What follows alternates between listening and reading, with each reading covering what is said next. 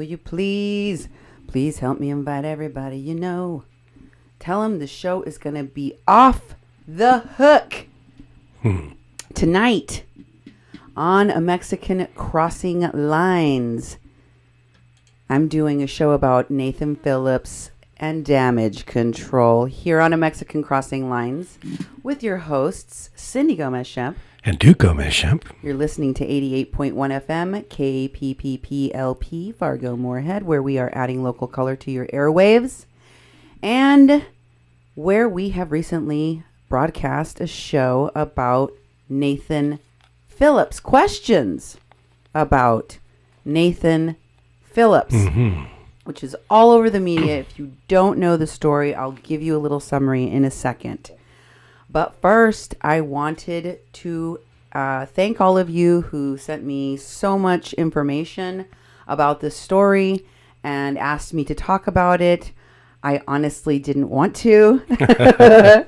I still don't. But I'm going to for your education, because there is a lot of misinformation out there, and I feel, since I know so much more about this topic, and in particular these people and their modus operandi, that it is my civic duty to inform all of you of how this shenanigans go down. So also I want to tell Duke to tell you all how to get a hold of us and follow us on social media. But first I want Nemo to drop in the netiquette rules in our comment section so that y'all are reminded you need to be civil to each other, and you got to be civil to the host. I mean, if all you have to say is some expletive because you don't like the facts I am laying down, then you're just here to distract. You're not really part of a conversation. You're like screaming at a wall, and you might as well be doing that somewhere else.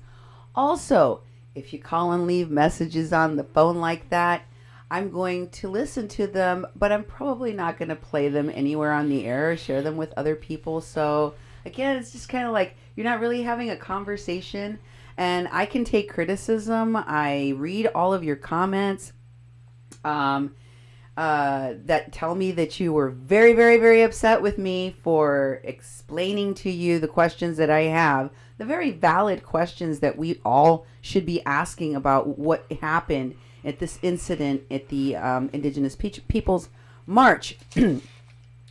However, I want to warn you all that if you're going to be, participating on the show, please follow our netiquette rules.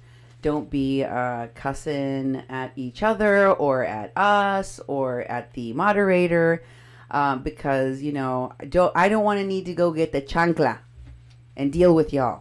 Okay, I will give you a verbal chanclazo over the radio if I have to, and the chancla never misses. You check every video of a mom throwing a chancla, it never misses. That's right. It's like a boomerang, too. It is. It's magic. The magic chancla. Don't make me get it. So y'all better behave. But also I want to say that, some of you sent me messages saying that there was other information about these kids that I needed to know, and therefore this thing that happened with Nathan must have been as Nathan said, because there are other supporting things about what a horrible school this is and what a horrible kids these are and everything like that. And I want to focus on the facts of what happened here. Just like I said to the people who came to me during the Kathleen Bennett case. Kathleen was a case that we investigated where a woman was falsely accused of elder abuse of her mother, and she was framed by many of the people that are involved in this thing with Nathan. And they covered it up in the media that we were exposing, that they had framed an innocent woman, lied to the media, made something up out of whole cloth just to get into the media, just to get famous, just to get attention, right? It was hard for people to believe that it was even true. And it was true. And just like the story that is happening now, I am questioning. I had people bring me information about Kathleen, from her brothers, from her son, even saying, well, she's done bad things. She's no angel, blah, blah, blah. And I said to all of them, okay, maybe she is the worst person on earth. Maybe she is a horrible person. I'm not here to deserve if this person is worthy of love or if they should be if they're going to go to hell or worthy of my judgment. I'm looking at the specific incident that they claim that she left her mother half naked from the waist down, caked in her own excrement and urine in a freezing green army tent with no heat source. That particular incident that was fabricated by all of the people that lied about it and all the people that sustained it, the false statements to the police in Morton County, all of that fabrication that was done in the media, all of it was not true. None of it was true. So no matter how many times people try to come to me and say, but she did something wrong. Something was wrong that she did. I'm like, yes, but it doesn't justify you lying about this and nearly sending a woman to prison for 15 years. Folks, what is really irresponsible about this kind of rhetoric is that we're not looking at how it can destroy lives. It put one elder in an early grave and another had to spend 6 months of her life in jail away from her mother during her last year of life, sadly. And so we're going to examine this. I'm going to examine this and I'm going to talk about it. Not just because my audience wants me to, but because there is so much confusion about this that people cannot have an honest discussion. So I'm just going to ask you all to let cooler heads prevail and let's have a conversation about this nicely. How can folks send us those lovely messages? Yeah, you can send a lovely message to our message line at 701-566-0917. Excuse me, that's 701-566-0917. And, if you have something to say and you have something to add, you'll call us up, leave a message. And that's one way of getting this information. And people do that. And some people leave nasty grams, that sort of thing. But, a lot of times people leave really good information. And sometimes we put it on the air. If that's not your thing, you can do email, traditional email. It's a really good way to send attachments and get a hold of us directly. It's Cindy at kpppfm.com and me, Duke, at kpppfm.com. Also, you can go to our Facebook sites. We have several, and the one that seems to be the most popular, and people use Messenger to send us a lot of attachments. And thank you very much for all the information, especially around this story, because there's been so much, and there's been really golden nuggets that people have sent in because people have been gathering as much as they can, and it gives us a lot more material to go through and make more sense of this. But you can go to 88.1 FM Fargo-Moorhead. It's our main radio station Facebook site, and then we also have a nonprofit, the People's Press Project, and also Mexi-Can. And we have a website, kpppfm.com, and that's where we have been taking these Facebook Live videos and converting them into YouTube videos, and we take the audio that we end up putting it on the air. Sometimes we put it on the air, sometimes we don't, and we do audio files and the video files. So you can go to kpppfm.com and go to the program Mexican Crossing Lines, and you can see all the shows there, or go to archives and see basically all the other shows we do on our radio station. And on each story, you can actually leave comments, and you can start a discussion thread there if you'd like to.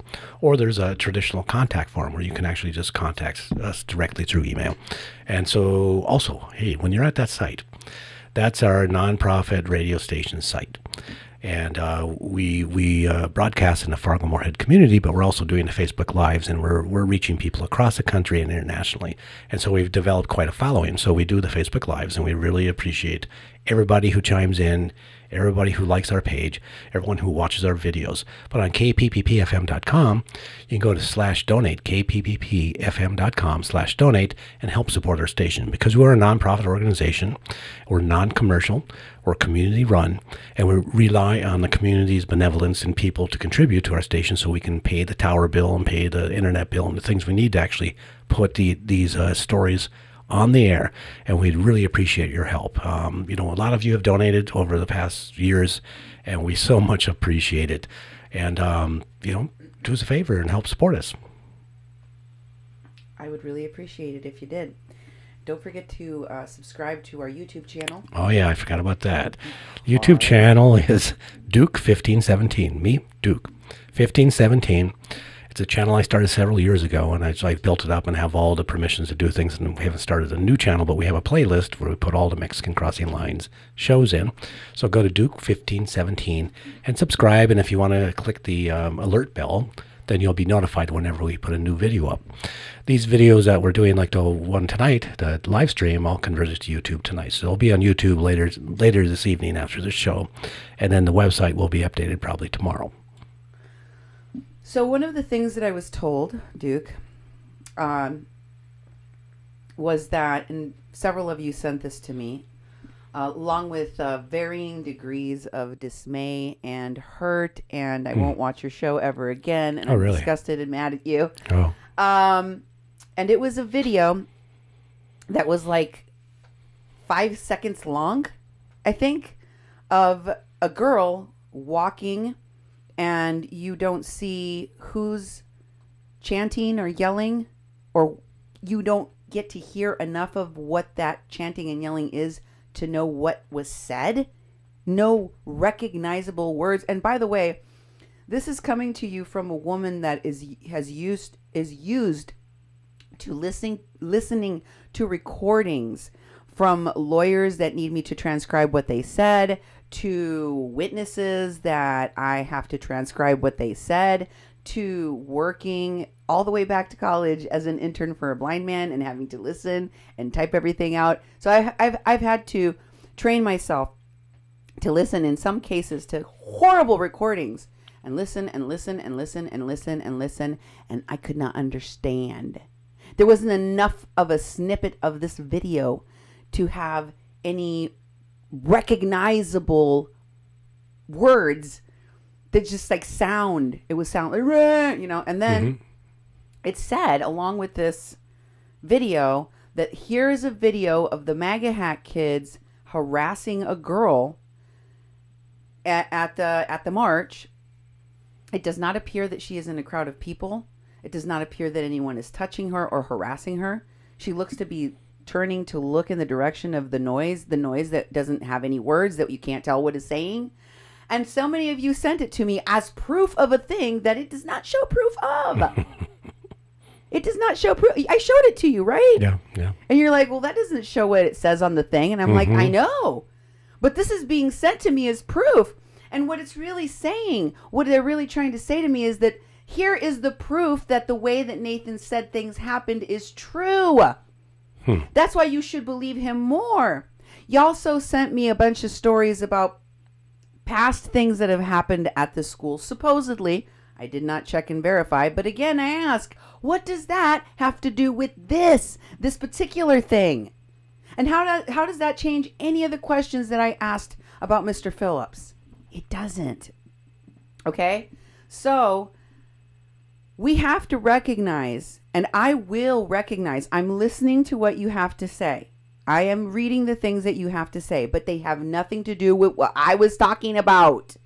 I know you desperately want your sacred cows, the people that represent you, and you have very little representation in the media. I understand that as an Indigenous woman myself.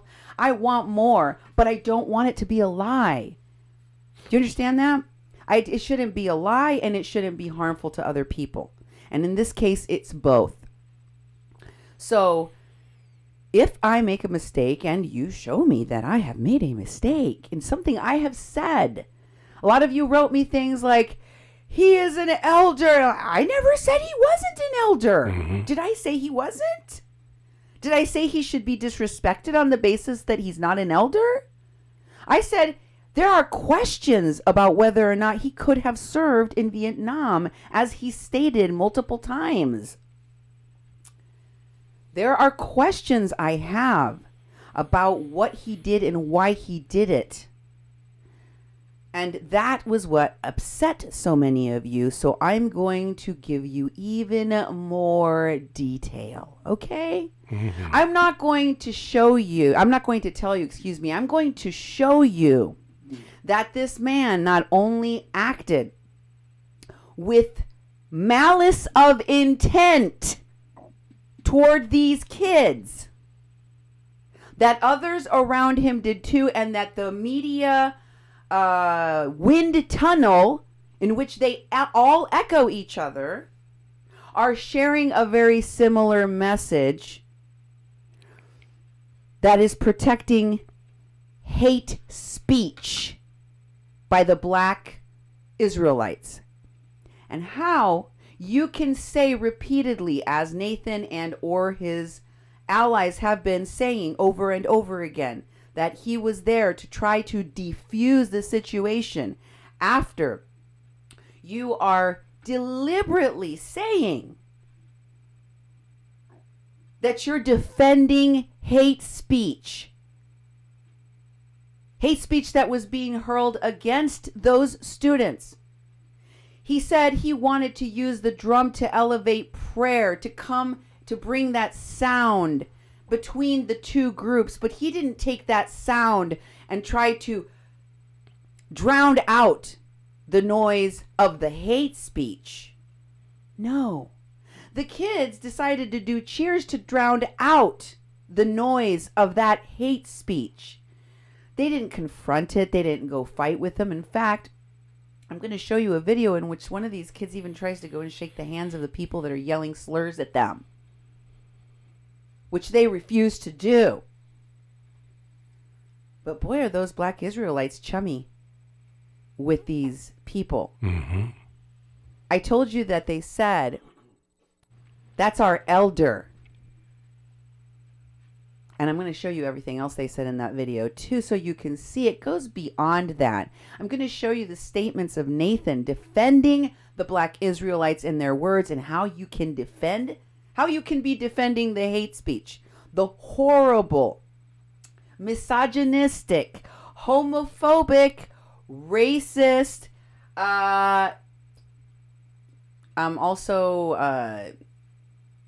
it's anti-Christian. It is anti-spirituality and religion of any other people. How you can defend that and say, hey, they have the right to do that. Their teachings are just as valid. They have a right to be heard. And they say, those of them that went up there with Nathan and those that are defending Nathan, they say they were going to use the drums to drown this out, right? But they didn't want to drown out the hate speech of the black Israelites. They wanted to drown out the cheers that the kids were engaging in to drown out the black Israelites. Does that sound like diffusion to you, to go and attack the people that are being attacked? No. And you may not think of it as an attack, but when you, as a child, are trying to soothe yourself, right? These kids, as he said, they started gathering together because they heard this stuff. It was going on for a while. Some of these kids were being attacked. They were being goaded. They were trying to goad these kids into having a reaction over and over and over again. And they didn't. And they tried to soothe themselves by chanting very, very loudly. Something you would think teenagers would do. They're going to be louder than you. They're going to laugh. They're going to smile. They're going to show you ain't getting them down. Right? Mm-hmm. And that's what they were doing. And that's what these folks went to drown out. That's what these folks went to stop. Not the hate speech. They have a problem with the hate speech.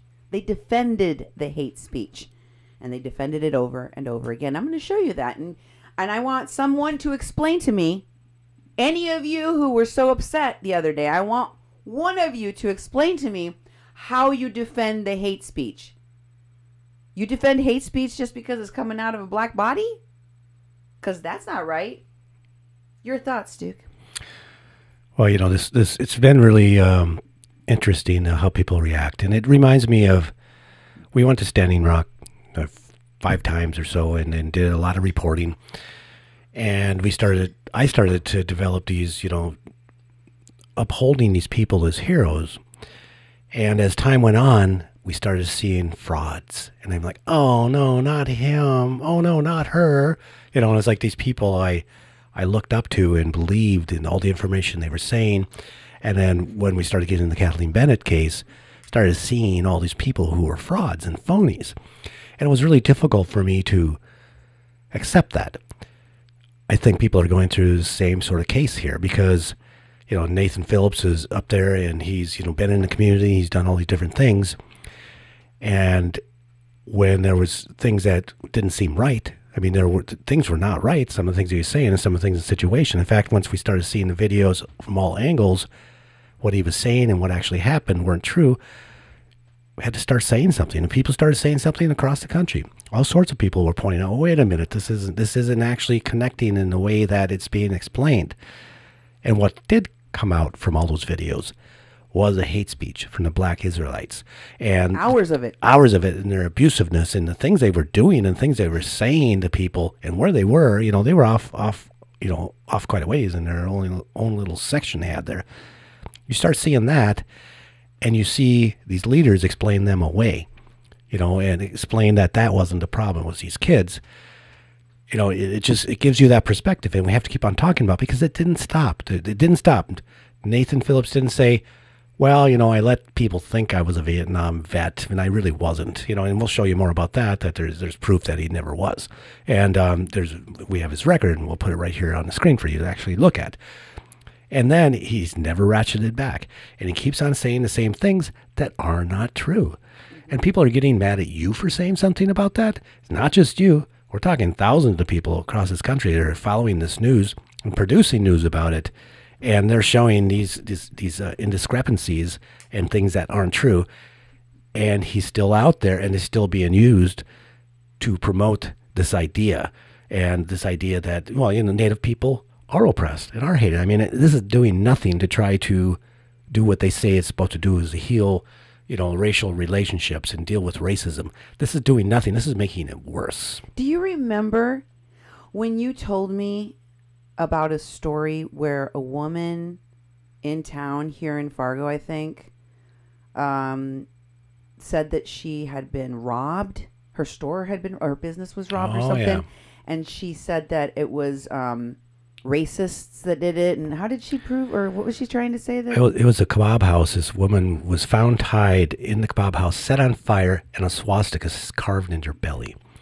Into her belly. Into her belly. And this community said, no way, we do not want that in this community. And people rallied, thousands of people marched in the streets, had this huge rally in front of the kebab house restaurant, and supported this woman and her family and said no to hate in Fargo-Moorhead. Well, within a few days after the police investigation, they're kind of going, a lot of the stuff she said doesn't match. Turns out she started to fire. She faked this whole thing, and she had some emotional issues, and she was mentally ill and ended up being hospitalized after that. And people in the community were like, wow, felt hurt. And almost, it had a backwards effect that people became more racist. The people that said, we stand against hate in Fargo-Moorhead, and they're going, I don't like those people now. It really had this boomerang effect that because there was a bunch of what they felt was self-righteous white people that jumped the gun, right? Or self-righteous allies that jumped the gun and went and started lecturing like they were holier than thou to the rest of the community. It's like, there are some hateful monsters in this community that did this, and there weren't. Mm-hmm. That doesn't make things better. It makes things worse. Yeah, it makes things angry. It makes people angry. And y'all need to realize that this is not the way to heal racial division, and that is not what he was trying to do. I will show you the evidence, and when I rest my case, you will have the opportunity to decide for yourself. Okay? So let's get started. By the way, like I said, I am not above saying I am wrong. If I am wrong, I will let you know. In fact, I am currently writing my book. Mm-hmm. And about what I learned from Standing Rock and how it applies to all of the things that I am reporting on now. And I have learned so much from these phonies at Standing Rock and everything that they did out there, because now I am able to read based on what they've taught me of their modus operandi. I can look at the media and go, that person's involved. something doesn't smell right here. Mm-hmm. When I saw Nathan, when I saw this group, this cadre of people I've seen before, I knew something was up. And it didn't take long to find that there was. And everyone else is catching on. And here's what I have a real big problem with. Regardless of how many things are found to be illegitimate, incorrect, uncorroborated, what's it called? Embellished or completely fabricated, folks that are messaging on behalf of Nathan, allies of Nathan, part of this network that are trying to put this narrative out that he is a victim and a hero for what he did to these kids, they will not retract. They are doubling down. And I will show you that too. And they're doubling down on the lies. They're not even trying, I mean, they are trying new angles in some regards, but in other regards, they're just doubling down on the same lies. Like, really? That was already proven not true, so why are you keep using it? Okay, so speaking of corrections, the Washington Post issued a correction already. So other media is getting it. They're realizing they effed up, and they're fixing it. Oh, by the way, Duke, you better get your notebook out because I am going to play some of what the Black Israelites said, and they are nasty. It's not a very long clip, but you do need to get an idea of what was said. So you're going to have to write that down so that you can edit out all of the ugly words. So the Washington Post issued a correction because they had falsely labeled Nathan Phillips a Vietnam veteran. And it wasn't just the Washington Post. I mean, almost every single news outlet mislabeled him a Vietnam veteran. And he most certainly was not a veteran that fought in Vietnam, that fought in wars, that even was deployed outside of the country. I will show you what his record really is. I'm going to start by telling you that there are other ways, and there's other proof out there that other media outlets are now talking about, even more updated than what I'm going to show you right now from CNN Business News, that says that the Twitter account that helped ignite this controversy actually comes from Brazil, folks. This Twitter account that claimed it to have been from here, from the United States, from, I believe, a woman, actually was, the account claimed to belong to a California school teacher. Its profile photo was not a school teacher, but a blogger based in Brazil, CNN Business found. So Twitter suspended the account soon after CNN Business asked about it. It was a sock puppet account that made this go viral. Wow. You don't think you can be manipulated?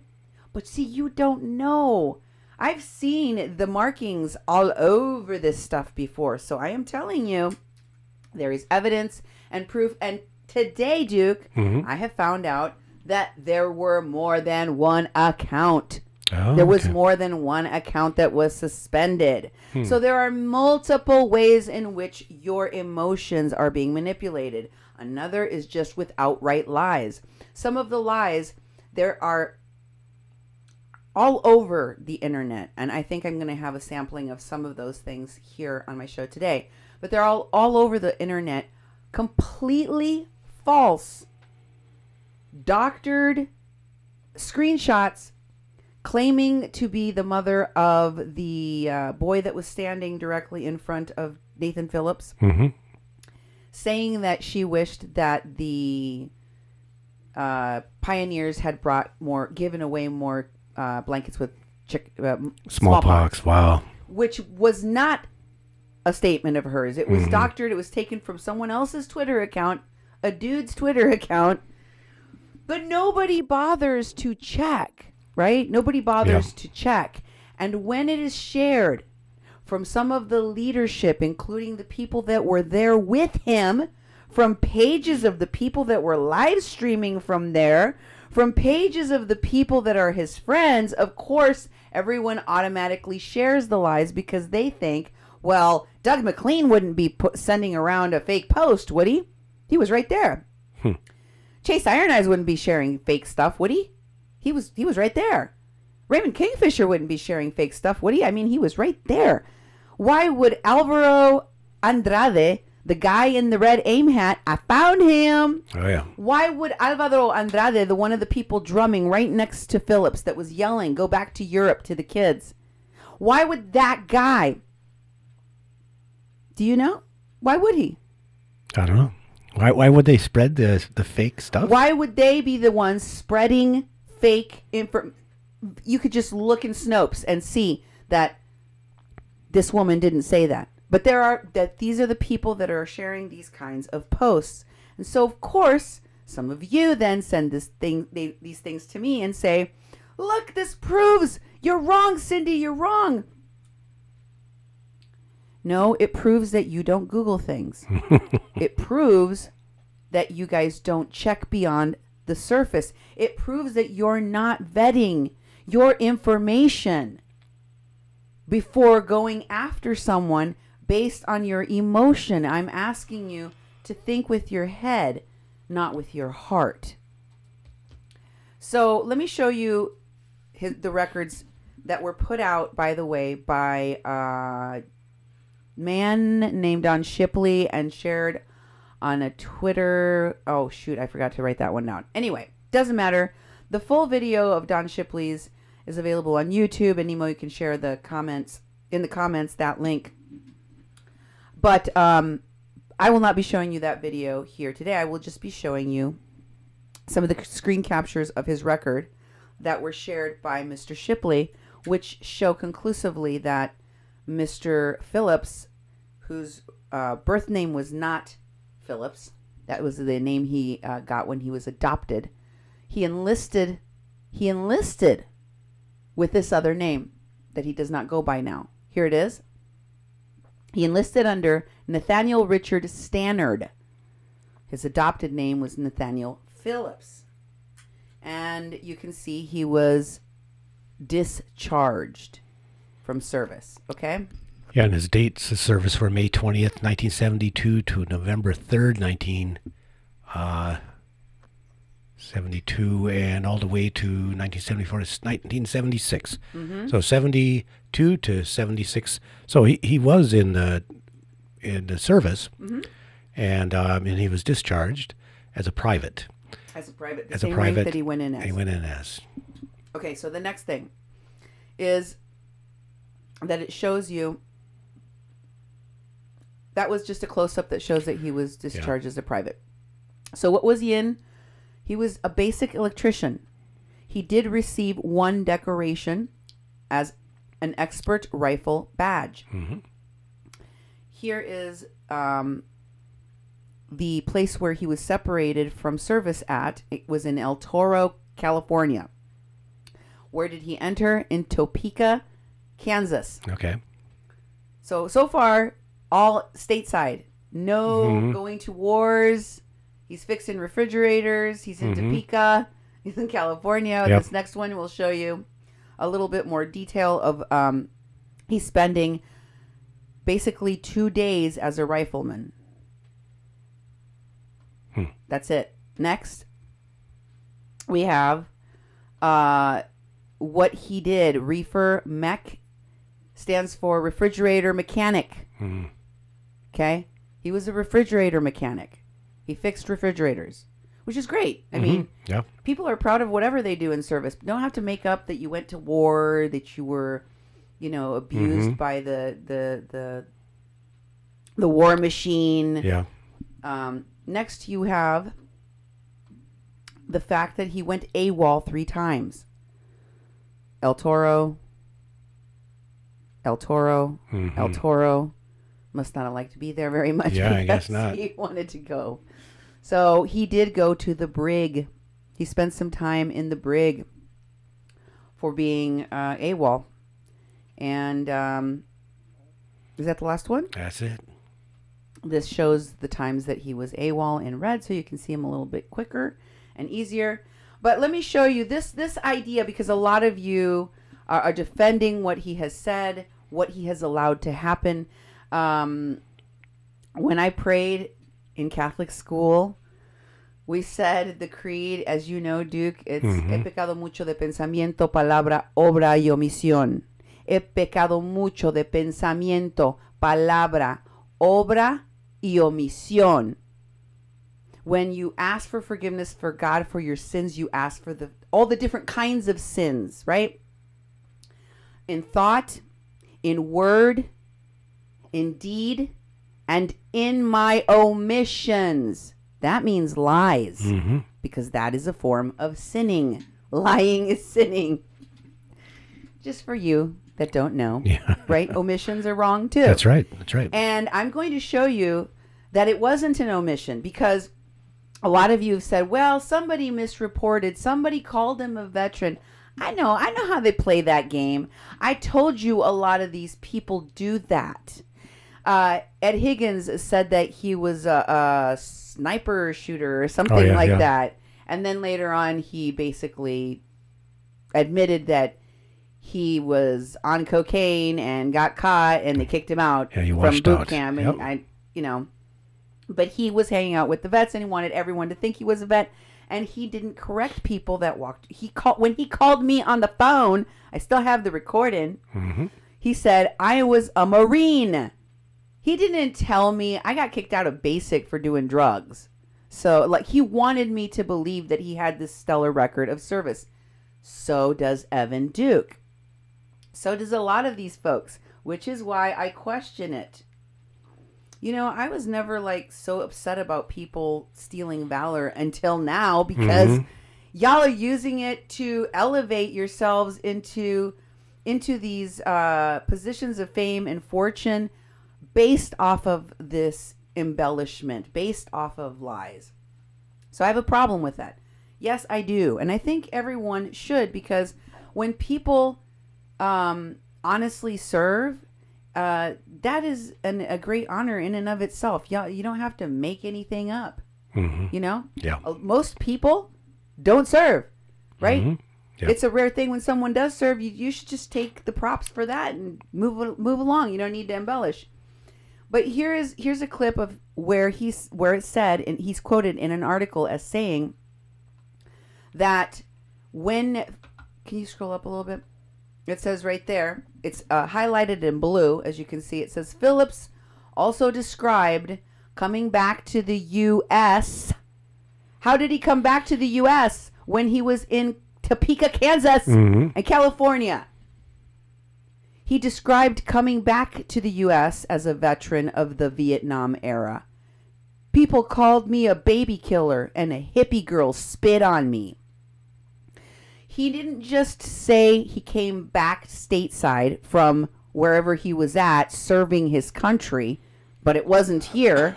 He also said he was abused in the way that people that went and served in Vietnam were, because they were, quote unquote, spat on by hippies and called baby killers. Have you heard that? I mean, you're from that era of yes, I'm from the Vietnam era too. Vietnam times teenager is what I am. But there's been a lot of stuff written about the just to be clear, Duke is not claiming military service. No, I've never been in the military. I was on an Air Force base once to go watch the planes. It doesn't make me serving in the military. No. I personally never wanted to serve in the military. I never had to sign up for the draft. It ended before I was 18. And I respect people that decide to go into the military, but it was never something I was ever going to do.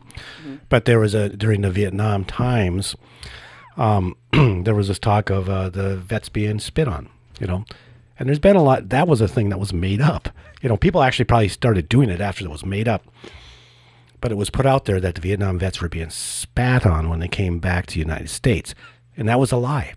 That was a lie, just like some of the lies that are going out to right now. And I think what people did is they embellished that, and they still have that iconic thing that Vietnam vets coming back from war were spat on. That actually was made up. That was made up. And being made up and how it propagated around, people actually started doing it. But it was a made up thing, just like this. So when he pulls that out of there, I'm like, well, that comes from that old era of lies, and he's just throwing a lie on top of a lie. What? Yeah. cow, I didn't even know that. Did you know that? Well, Dude. maybe I'm full of it. Maybe I have my history wrong, but I don't think so. I think It was made up too. the president was it John Edwards that ran for president? It was John Kerry. John Kerry. He actually talks about it. He talks about how that was made up. Really? Yeah. That's where I got that. Oh my God! He just took it and ran. Okay, so I want you to just put that up one more time. Coming back to the USA. Why do you portray that you're coming back to the USA as a veteran, implying that you're coming back from the war, and then having people attack you for what we know was attributed to people that fought in the Vietnam War? I think it's to mislead people. Then he says the entire crowd was moved by the events and words spoken. Phillips then led the gathering in the lighting and partaking of the sacred pipe. Okay. I want to show you something else. I want to show you, and let me just be very clear. The fact that any person of color is attacked or is expresses that they have been the victim of a hate crime or an attack does not mean, more than once in their life, does not mean that it didn't happen, because it happens very frequently. It happens all the time. But it's not frequently documented. I mean, now it is more, especially because of social media and people like Sean King, that, like the moment something happens, there's more airing of an issue publicly, and we get to find out, oh, somebody got shot, or a teacher was racist today, or something like that. But back in the day, it was not as common. And yet there's another story that's kind of similar to this one, and it involves Nathan Phillips as well. He was attacked by Michigan students, and this was in the Detroit. Thank you. Help me. Free press. So I don't exactly remember what the date of this is. Does it say at the top there? No. Oh, no. No. Okay. I remember reading it though. It was a number of years ago. It was like 2015 or something like that. Yeah, it was a while back. It was like 2015, something like that. Anyway, it says that the same year, Phillips said he was racially harassed by a group of students at Eastern Michigan University. Fox 2 Detroit reported on the incident at the time. Phillips said he was walking by when he noticed students dressed up as Native Americans, saying they wanted to bring back the university's previous logo of a Native American tribe, the Hurons. Quote, I told them that was racist, and they got upset with that. Phillips told the Free Press, one of the students threw a full can of beer at me that was unopened and hit me with it, and the police did nothing. The school did nothing. Phillips said he's concerned about the political climate that he said causes incidents like those that he has experienced. The political climate he is blaming for the incident which he experienced. Okay, so just check the similarities. Here's the college kid attack on Nathan in Fox 2. He said they started whooping and hollering. He said, I said that wasn't honoring, that was racist. Then at that time, it really got ugly. Phillips says he was bombarded with racial slurs. They said, go back to the reservation, you black Indian. Blank Indian. Blank. I can't see. One student says, threw a beer can at him. If it had stayed where I was at, it would have hit me in the head, he said. I backed up and it hit me in the chest. He had seen enough at that point, and he says he called the police. By the time police got there, it was like there was no party there at all, he said. Okay. So, here is and I found that very interesting because, for context, how he talks about this incident, how he talks about that, there are some similarities. He was born in Nebraska, and it says in the Omaha tribe, and that when he was 5 years old, he was taken away from his family and put into foster care until he was 17. Phillips said that he grew up in an abusive home, started working on construction and lumber jobs, and then joined the Marines, serving in the Vietnam War. So this paper said that. Now, some people have said, as I told you, that they misunderstood or misquoted him and had said that he was Vietnam War when he wasn't. But this is from a long time ago. Yeah. So for all of you who are saying, oh, this media today with this new story, they all ran to say Vietnam War or Vietnam era when he didn't say that. He said Vietnam times, and he never said he served in the war specifically. No, but he really wanted people to think so then and now. Yeah, exactly. Then and now, because he's never made that correction. So I want to show you how it's deliberate. Okay? That's what I'm talking about here. More truth about the Black Israelites. It's here. It says, it's like we need someone to blame again for our failings, he said. Our president is kind of feeding the flames of racism. Some of the things he's been saying have been divisive. The building of the wall. Why do we have to build a wall on the southern border and not on the northern border? Phillips said the students who derided him Friday were motivated by fear of different people. So pay attention. He is defending the Black Israelites and saying that how they behaved was motivated by the black people, the 4 black guys that were hurling the slurs. These were adult, grown, big men. Okay? These were all teenagers from a high school. Yes, there was 100 of them. Yes, there could have been 200. Let's say 5. Let's say it was 500 of them. Yeah. They were kids. They were kids, and they weren't, despite all of the horrible things. I'm going to show you a clip of some of the things these Black Israelites said. Racist, homophobic, anti-Christian, all horrible things. And despite the fact that many of the Native Americans that were there for the march that were in the vicinity had to later admit that these Black Israelites were yelling horrible things about Native American culture and religion at them too. Nathan did not go and defend the MAGA kids.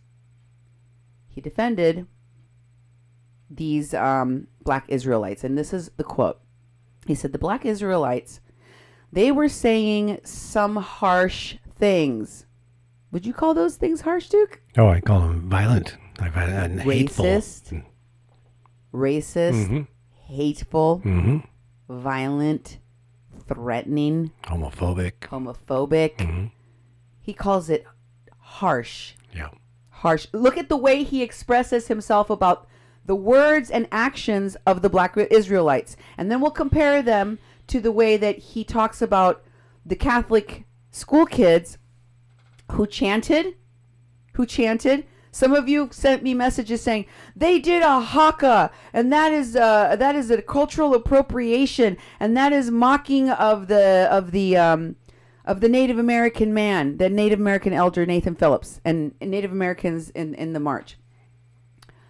Well, Nathan Phillips actually is heard in one of these clips I'm going to play for you in a minute, saying that he didn't think it looked at all like a haka, and he just thought he doesn't agree that was necessarily a haka.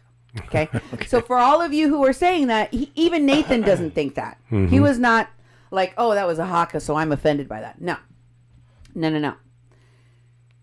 So what they were doing, not cussing, not saying build the wall like everyone keeps saying. They weren't saying that. They weren't harassing people. They weren't threatening women. I've seen you try to take little clips of things that have nothing to do with this incident with Nathan and the students. Like the one I shared earlier with you with the girl turning around and listening to some sounds that doesn't make any words in English, as proof or evidence that these MAGA kids or that these Catholic school kids did something horrible. But again, it has no relation to the incident or event, what you guys are talking about, and it does not prove that what these kids did was more horrible than what the Black Israelites were doing or saying, such that Nathaniel Richard Stannard, a.k.a. Nathan Phillips, would defend them and need to protect them, 4 grown African American men, from teenage boys. And I'm going to show it to you. I'm going to prove it to you because it's in their own words. This is a quote from Nathan. So he says, the black Israelites, they were saying some harsh things. Harsh things. That's all it is. It's not racist, homophobic. It's not scary. It's not divisive. They're just harsh. And then he says, but some of it was true. Really? What part of what the black Israelites said was true? Can someone DM me? Could you let me know what's defensible about that? That some of the things the black Israelites were saying is true. How do you defend that? How do you defend that this man is not only telling you in a very downgraded way that the things that these black Israelites were saying were just harsh, not hate speech by any means, but also some of it was true. And then he said, these young white American kids who were being taught in their Catholic school their doctrine, their truth, and when they found out there's more truth, referring to this other truth of the black Israelites, that there's more truth out there than what they're being taught, they were offended. Everyone is offended by the black Israelites, except for you, Nathan. Everyone is offended by what they said. Nobody can justify what those black Israelites said.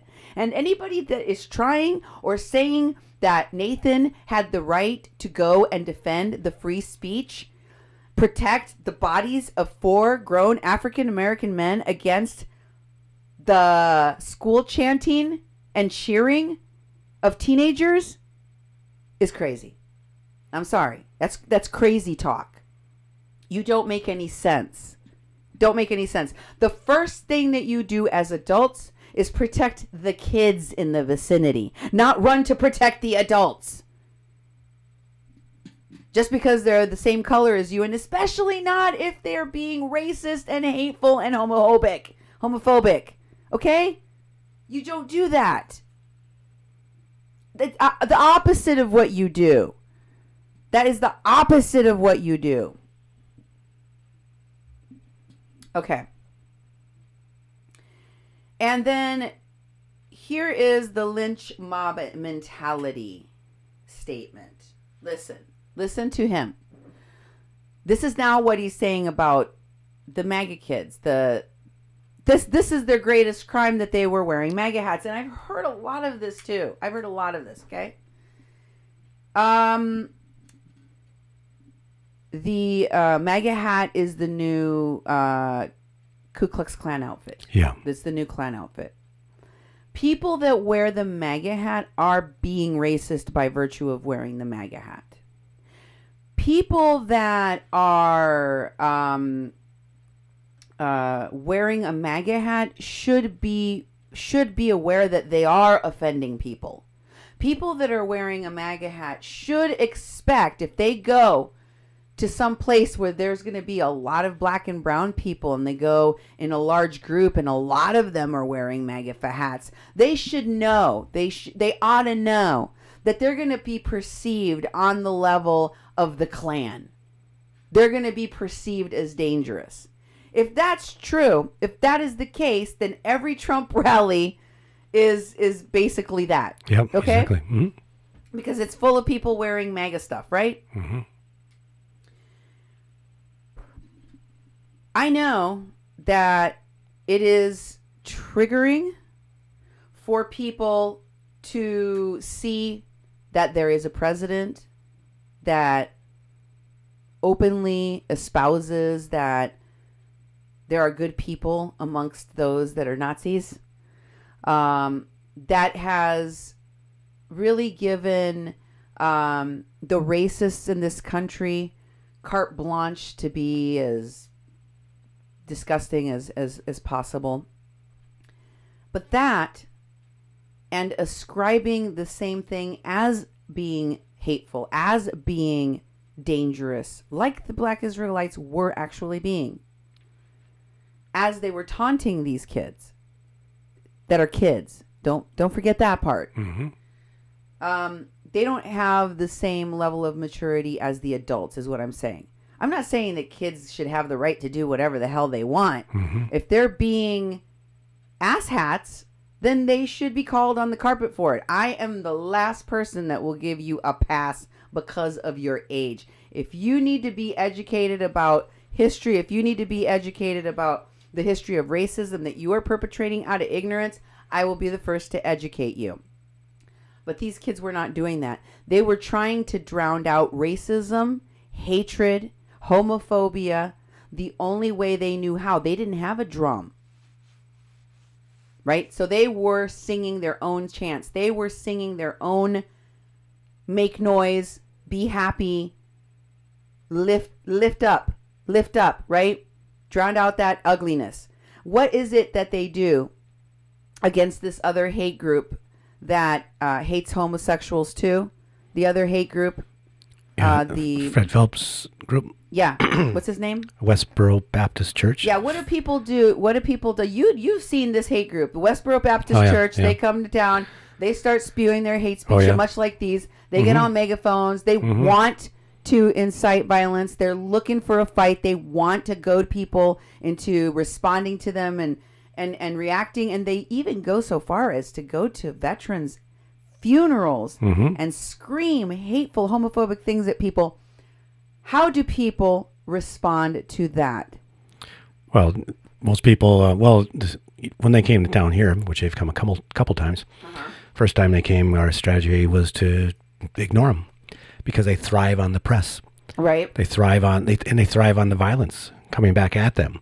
In fact, they expect it. And the Westboro Baptist Church, the Fred Phelps offspring, they're all attorneys. And what they do is they sue people for attacking them, for physically attacking them, because they say they can do this because of free speech.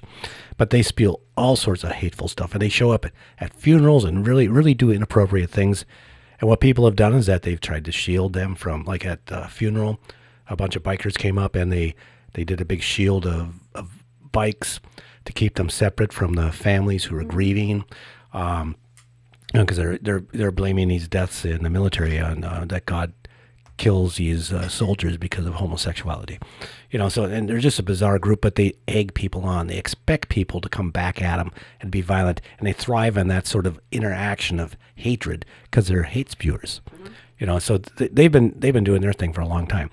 And the Black Israelites remind me of exactly what the Fred Phelps groups do, Oh yeah, they definitely do, because they are a hate group. They are a hate group. Now let me tell you, I understand how it feels to see a Confederate flag, how it feels to see people that hang nooses, that protest with Mexican flag burnings, that say build the wall, that chant these things at their school events. I know what it feels like.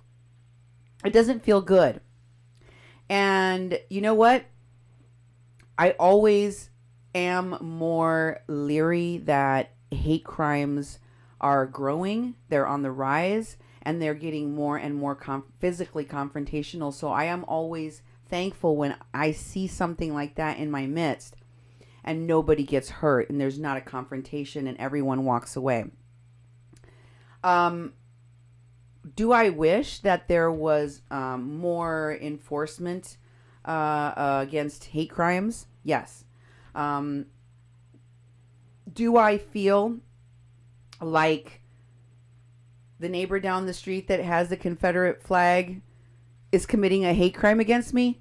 No. He's being an insensitive tool in this day and age, because he should at least know better that that represents racism, but he doesn't seem to care. And for that, he will probably never get to meet this neighbor. Yeah. I'm not going to feel comfortable approaching him because he doesn't seem like a welcoming person. I'm not going to go confront him And I am certainly not going to go pound a drum in his face and sing very, very loudly 2 inches from his nose. Because you know what? There is a high likelihood that that kind of a confrontation with someone that obviously has a red flag or maybe a red MAGA hat, such that you would think, oh, if you know, if you believe, if all of you who sent me these comments and angry messages saying that the MAGA hat is enough, the MAGA hat is the hate crime, wearing a MAGA hat is disrespectful, is racist, that in and of itself is enough for them. It is not the same. Please do not equate wearing a piece of clothing, apparel, or having, in this case, as I was explaining to you, and my neighbor having a flag displayed. It's not the same as verbally attacking someone and getting in their space. You are, as Mr. Phillips said, putting yourself in a very dangerous situation. And in this case, there were kids involved, and that is hella irresponsible on the part of the adults in the room. The adults that should have acted like adults in this situation. Okay? So, here is what he said about the mob mentality. Okay? He said he didn't express himself this way about the Israelites. He said this about the kids wearing the MAGA caps because he wanted to ascribe to them the danger of a lynch mob, like the kind that would murder and hang black people by their necks, to these kids. He is saying he did this because he felt the black Israelites, were in immediate danger. Let me show you. The crowd of students, some of who wore MAGA caps, mocked Native Americans while chanting "Build the Wall." That didn't happen. And using derogatory language, he said. What derogatory language did they use? It doesn't say. And it goes on. The students had a mob mentality that was scary, Phillips said. It was ugly what these kids were involved in. It was racism. It was hatred. It was scary. Now, with the black Israelites, that wasn't racist. That was just harsh. And some of it was true. But what these kids did, that was scary. That was racist. Let's look more. Speaking from his niece's home, Phillips said, quote, "I am a Marine Corps veteran, and I know what that mob mentality can be like." That's where it was at. It got to a point where they just needed something for them. Just tear them apart. Tear who apart? Someone. The black Israelites, or maybe him, because he said he got in the middle of this, so he put all of this hatred that was about to come at the black Israelites onto himself. I mean, it was that ugly, he says. Phillips said he recalled, quote, "The looks in these young men's faces. I mean, if you go back and look at the lynchings that was done in America, and you'd see the faces of the people, the glee and the hatred in their faces. That's what these faces looked like." Well, it was only really faces that Nathan Phillips and others could use because they didn't have the Build the Wall tapes or audio. They don't have any of these horrible things that the kids yelled because they don't have evidence of any of it. So now they have to interpret faces, and since all these kids were doing was smiling, he has to say, oh, they were thinking about murdering black people. That's what they were thinking about in their head. So if that Catholic school kid tells you that he was the one that felt scared as I was drumming inches from his face very, very loudly, and as you pointed out, Duke, having one of those drums close to you is really loud. If that close, you said that would really hurt your ears. Mm-hmm. Remember you were saying that to me? Oh yeah, I was from watching the tapes, and having a drum, I think drums are wonderful, but then having a drum real close to you, and I was watching his eyes and watching his face move back a little bit because the percussion of the percussion, the actual sound waves are emanating out very strongly at a really low frequency, and that's going to resonate really, really loudly in your ears and in your eyes and your nose, your mouth, and your whole face. And so I was watching the kid because I'm like, I listened to an overlay of where Nathan basically was talking about how these angry faces and these kids that are doing this stuff. But I was watching the actual event of him drumming in front of them and looking at their faces, and I wasn't making the matchup. I was seeing kids that didn't know what was going on. They're like, "What is this?" And I saw kids that were like, "This is really interesting." I saw kids jumping around, all these sort of things, but I didn't see this mob mentality, because I've been in places where there's a mob mentality, and you can see the hatred and the anger, and you're about to get jacked, and I wasn't seeing any of that in their postures and in their facial expressions, and I'm not defending these kids for having mega hats on, it's like totally misdirected young people that are even participating in that sort of thing, but they've turned it into this thing of what they're an angry mob mentality that didn't exist. And for that reason, because they chose, many of them, and they went out in a large group wearing MAGA hats, they're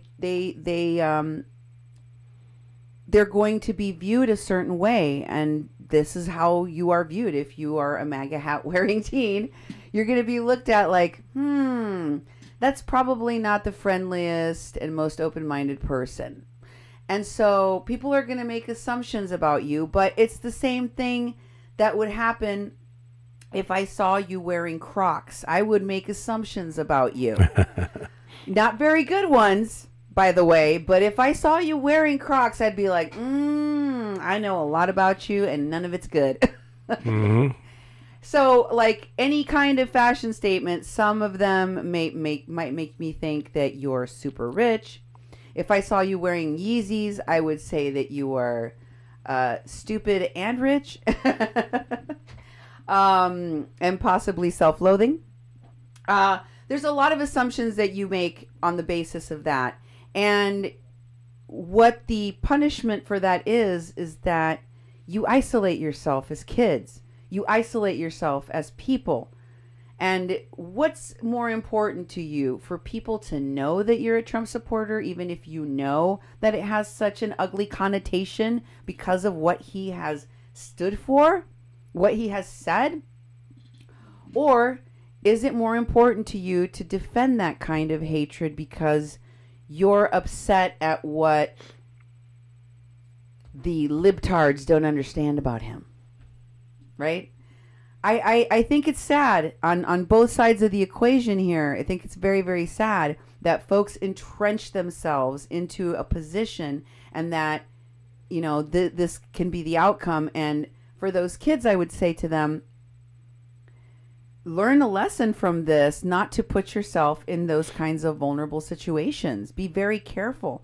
Be much more aware, especially when you're on school trips away from your school, especially when you're representing your school somewhere else. Be very aware of your surrounding, especially of other adults. Are other adults out there going to exploit you, take advantage of you, and even put you in harm's way for their own gain? Hell to the yes. All of these have.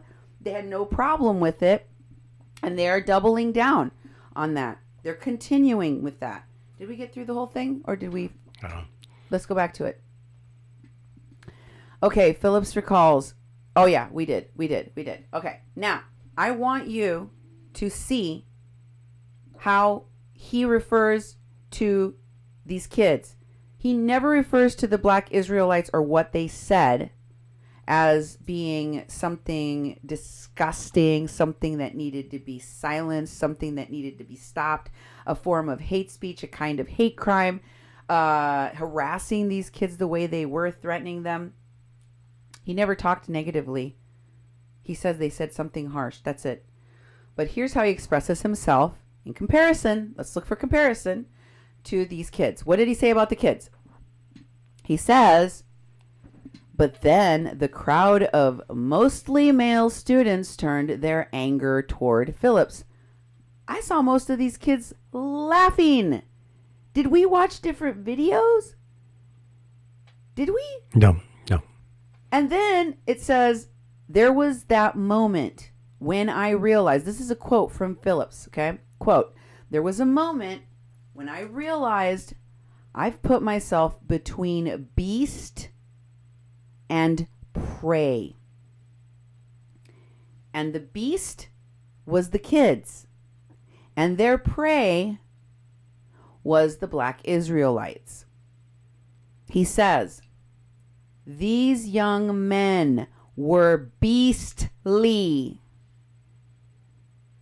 And these old black individuals, now they're old. Did you look at them? Yeah. They're old. Do you mean like older than you, Nathan? What?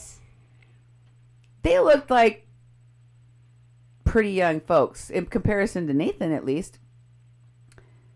He goes on about these black men. These old black individuals was their prey. Just in case there was any confusion for you all, I don't want you to come back and say, no, he never called those kids beasts. He didn't refer to them as animals in this article, Cindy, and refer to the racist, homophobic, all of the other things. Grown adult men, not old, frail people, not like, oh, any one of these teenagers could have just gone over there and kicked their butt. No. He didn't refer to to those 4 black men, and I think there were more than 4 people there. There's 5. There's 5. He didn't refer to them as beasts. He didn't refer to them as being anything harsher than the word harsh. But these kids are animals. These kids are savages. He says, these young men were beastly, and the old black individuals was their prey. And I stood in between them, and so they needed their pound of flesh. See, he became the prey because he stopped them from attacking the black Israelites. See, so they were going to get their pound of flesh from him. And they were looking at me for that. There it is. His own words. That goes far beyond the, I just wanted to diffuse the situation. Mm-hmm. You're still talking. You have gone on every news network known to man, and you just keep on embellishing and adding to it, and so does your PR machine. And it is huge. I've told you these folks have an entire network that includes Hollywood actors, lawyers, media people. It goes on and on and on, and I've shown you who they are. I've told you what the platforms are. I tell you how they use it. I've shown you all of it. And they're connected to Nathan, and this is one of their stunts. It's happening again. And let me just say, he embellishes even further about the war thing. He didn't just lie to make people think he came back to the U.S., so you definitely thought he was fighting in a war in Vietnam. He also equated what they did to him to what they did to people that fought in the Vietnam War, even though he chose to repeat an old lie. But also, he is saying he was expendable in the war.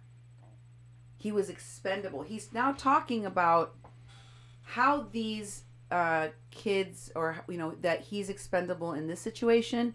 And he knows what that feels like because he was expendable to the military. He was expendable to the U.S. government. He was expendable as a human being, as a soldier.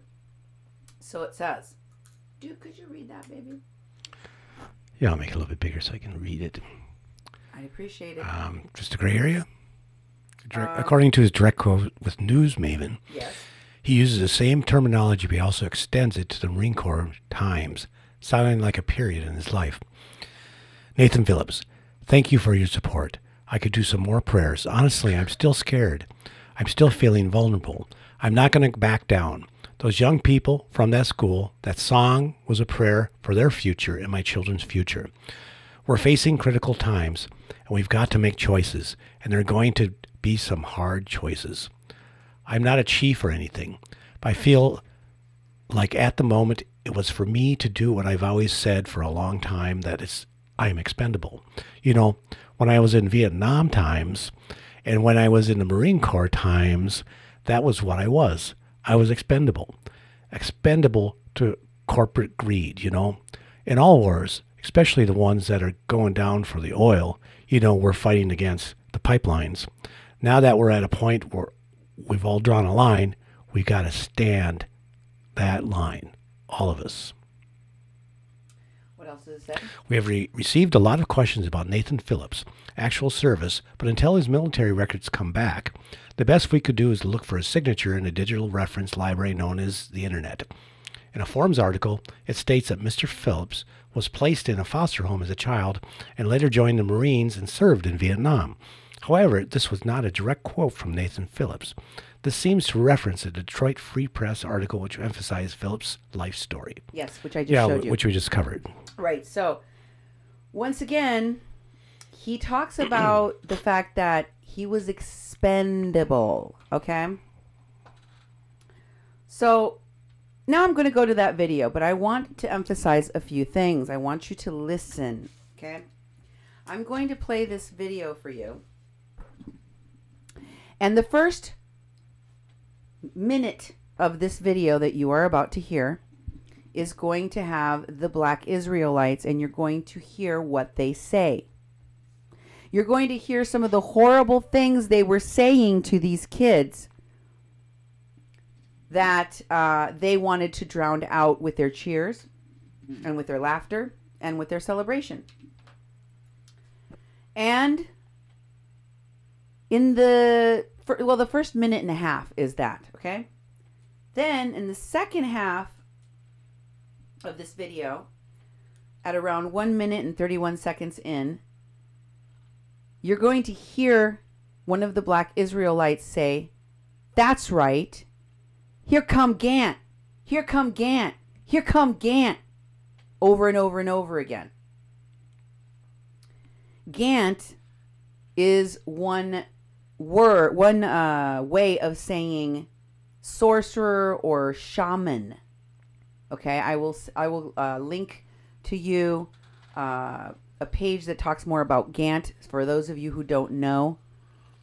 It's like Gandalf the wizard, you know? Oh, I see. Gant.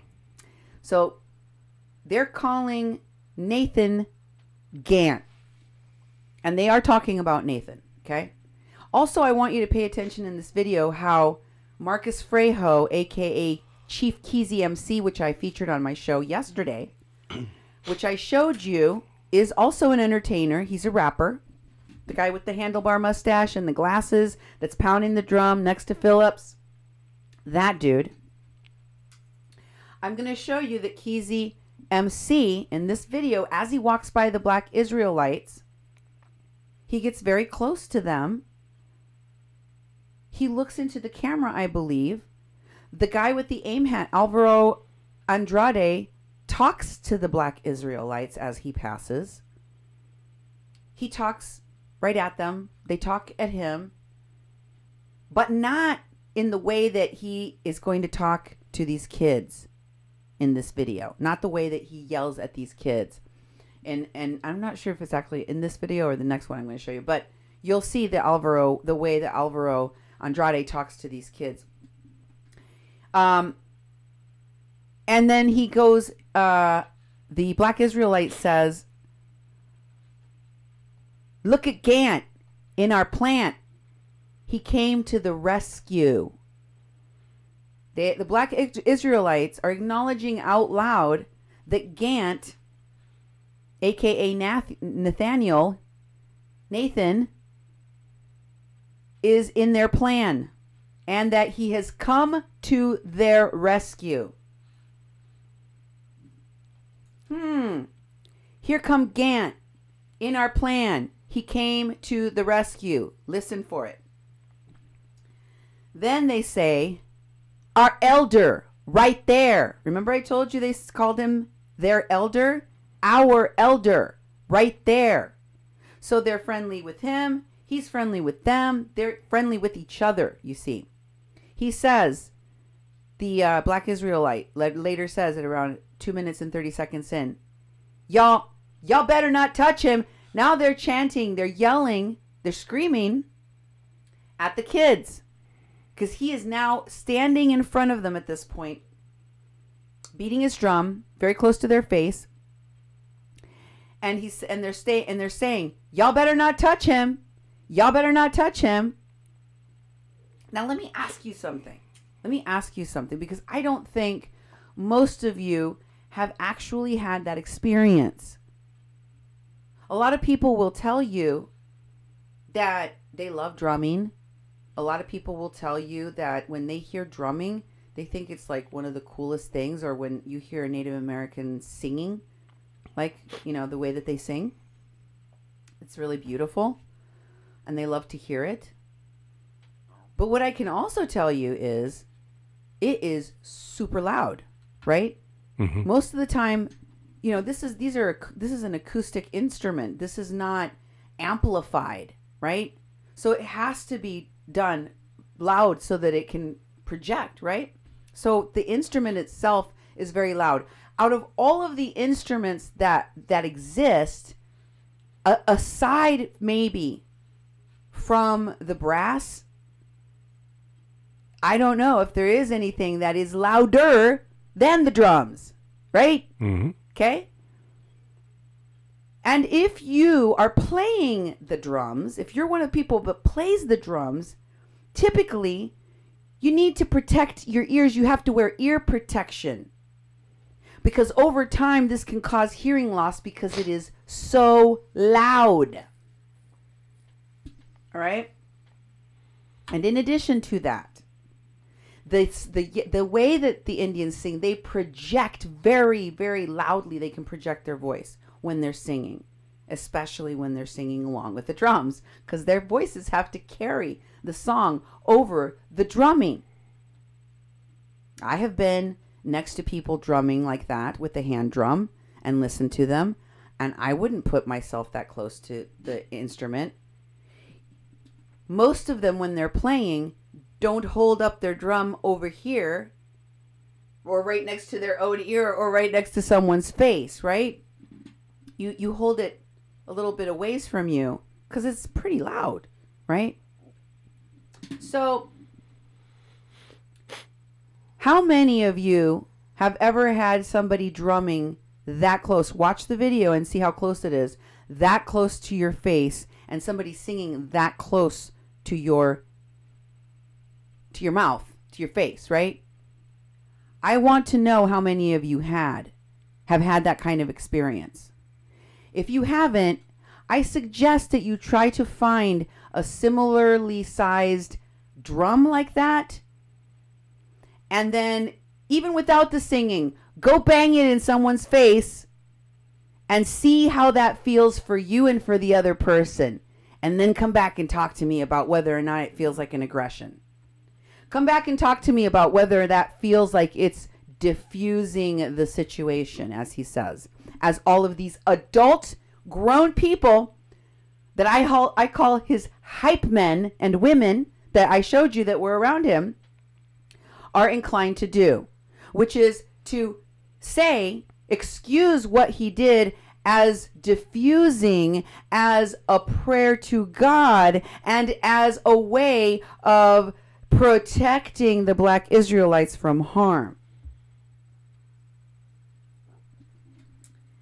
So the last part that I'm going to point out to you is that at one point, one of the Black Israelites, when Marcus Frejo, the guy with the glasses, the black rim glasses and the mustache that's playing the other drum, walks by the Black Israelites, they speak at him in his general direction and say, now they going to join in, huh? Like they ask him a question.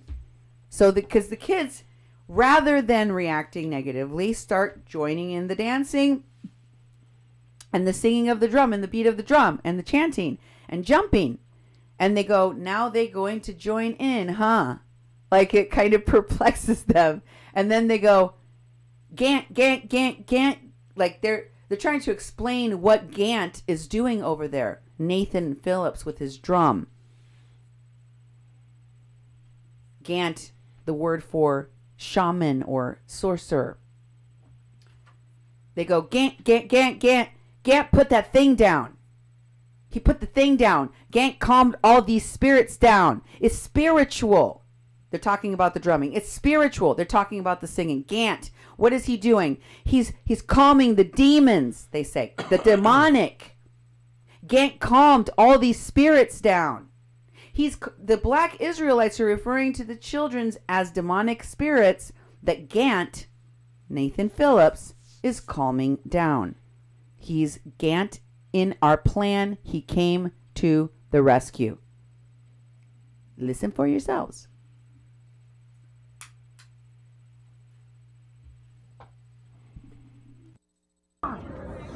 Why? Because he got a little head in the office? Because he smoked. Look at Esau. Look at the demons. Vicious crowd. You want to wave high? A bunch of incest babies. A bunch of babies made out of incest. Right, trailer park babies. This is what America make America great looks like. Let me ask you something. Go ahead. If this the best nation, why y'all can't get rid of lice season? If y'all the best nation, get rid of that damn lice on your back. Get rid of lice. Get rid of lice season. Goddamn dog. Get rid of your lice. Hey. These crackers wild,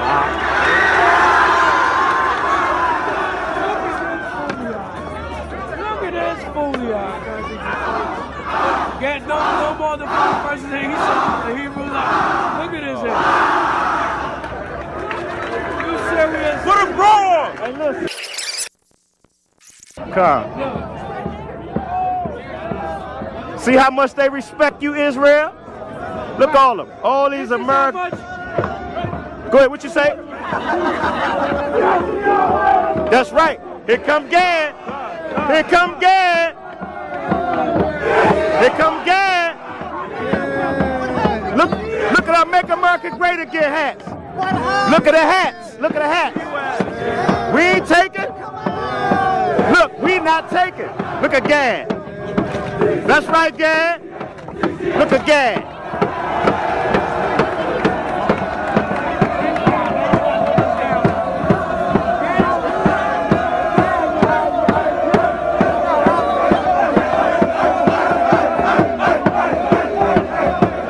Look at Gad not playing. He came to the rescue. Our elder right there. Look at him.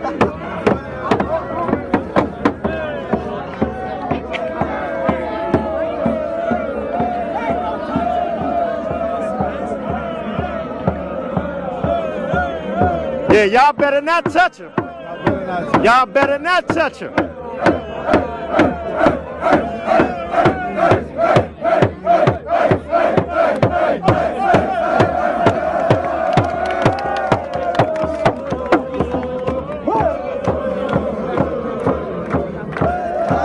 Hey, now they gonna join in, huh?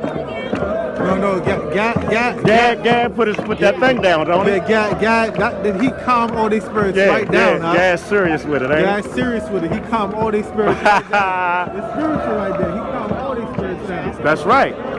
All these spirits is getting demonic. He calm all that down. Say that again, Ken. All these spirits is getting demonic. Gad came through and calmed all these spirits down. That's right. All these spirits got calmed down.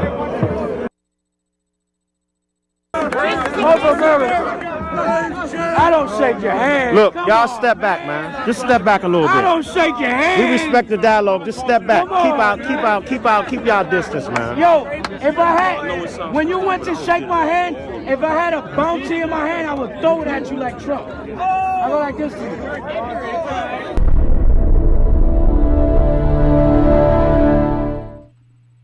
I don't know if you paid attention close enough to see that Marcus Frejo was standing right next to the black Israelites and smiling at them. Yeah.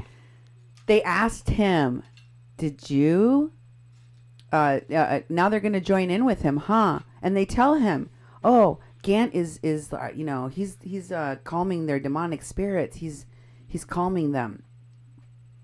They're having a chat. Fireside chat like it's no biggie. How are you going to go and stand next to, for example, Fred Phelps and be like smiling next to him and looking at... Why would you? Why would you? Mm-hmm. Why would you? And did you notice that when Nathan went up there, the Black Israelites that were filming, and the guy that was next to him, they closed in behind the drummers and the singers? Did you notice that? Yeah. These details matter, folks. It does matter. And look at how they are expressing themselves. Frejo posted that he would be telling his story because he was there. So, he was in the videos, and he says, also an elder and I sang at the monument after everyone left, surrounded by MAGA supporters.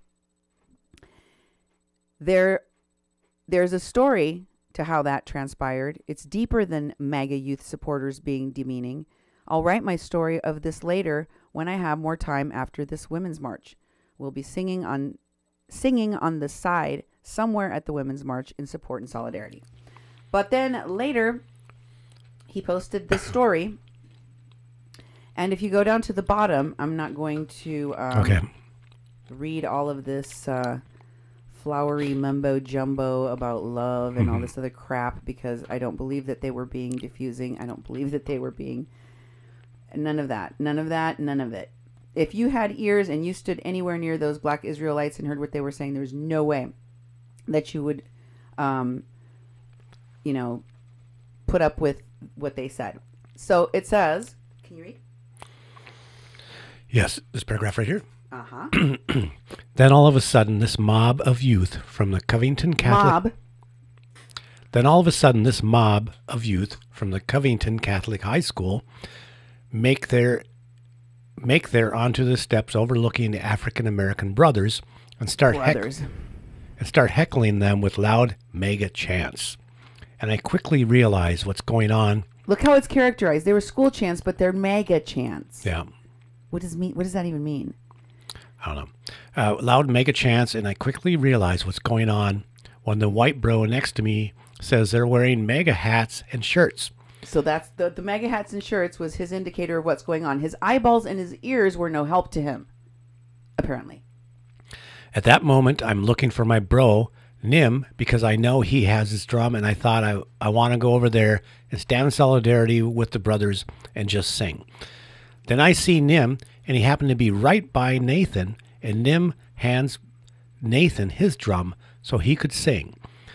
I walk over to Nathan, and he already knows I'm ready to sing, and as I pan the crowd in shock of what's going on because it was happening so fast, I grabbed my camera and started recording. I was recording, and I watched this youth walk to the front of the mob crowd, take his shirt off, and get the crowd riled up, then appeared to do what seemed like an appropriate version of the ancient Maori haka, and apparently it was... and they call it the sumo chant SMH. What else can these guys appropriate and disrespect? Shortly after I filmed a bit, I went over to Nathan and grabbed my drum and walked with him over in between the two feuding sides. I figured if we could go sing these prayer songs, these warrior songs that are tied so many hopes and tears and pull energy from our ancestors, Creator God, and the spiritual residue from the Indigenous Peoples Movement rally prior to this, then we can't go wrong. That spirit was moving, and you could feel it. It was moving through us. It was in the air, the wind. It was surreal and so powerful. As we made our way with our drums, I heard from my left one of the African American brothers say, "Yes, bring those drums. Bring that spirit. Bring that spirit." I knew then something beautiful was happening. During those first few leads of the song, the youth surrounded us, and one of the African African American brothers said, "Don't you touch them. Don't you touch them." The spiritual solidarity that was taking place at that moment was Waruski, sacred, and I felt it was a time of need. And let me just stop you for a second there to show that he is feeling spiritual solidarity with the Black Israelites, who he refers to throughout as his brothers. And that they said, bring down the music, bring down the drums, bring down the spirit. Mm-hmm. You can keep that up. I was just pointing out this thing that I wanted to say. The spiritual solidarity that was taking place at the moment was Waruski, sacred, and I felt it in a time of need. The country is in a state of emergency, mentally, emotionally, politically, spiritually, and so on, and that at that moment it was the drum, song, spirit, and solidarity that was needed to show the world that what we've carried for so long as people will carry us in time of need. And when that happens, the spirit will scare away that sickness, but it takes time. The sickness of what? Because they were literally drowning out the cheers of the kids trying to stop the homophobic, bigoted comments. And then he says, when we were singing, you could hear the learned bigotry. You could hear the mocking, the laughs, the hate, the racism. And as I looked around, I thought, who taught these kids to hate? Who taught them to be this way? Who taught them to disrespect an elder in this way? At any moment, it could have gotten really bad, and I knew that, but I figured I'd be right there next to this elder if anything does happen. If it's how you teach a child every day, instilling in their young minds either love or hate, and with so much hate in the media, within technology, within the people, how could these kids ever know any better? It's passed down racism, and we're told that during these times, people will show you how they are. It's time in such crucial times. Anyway. Yeah.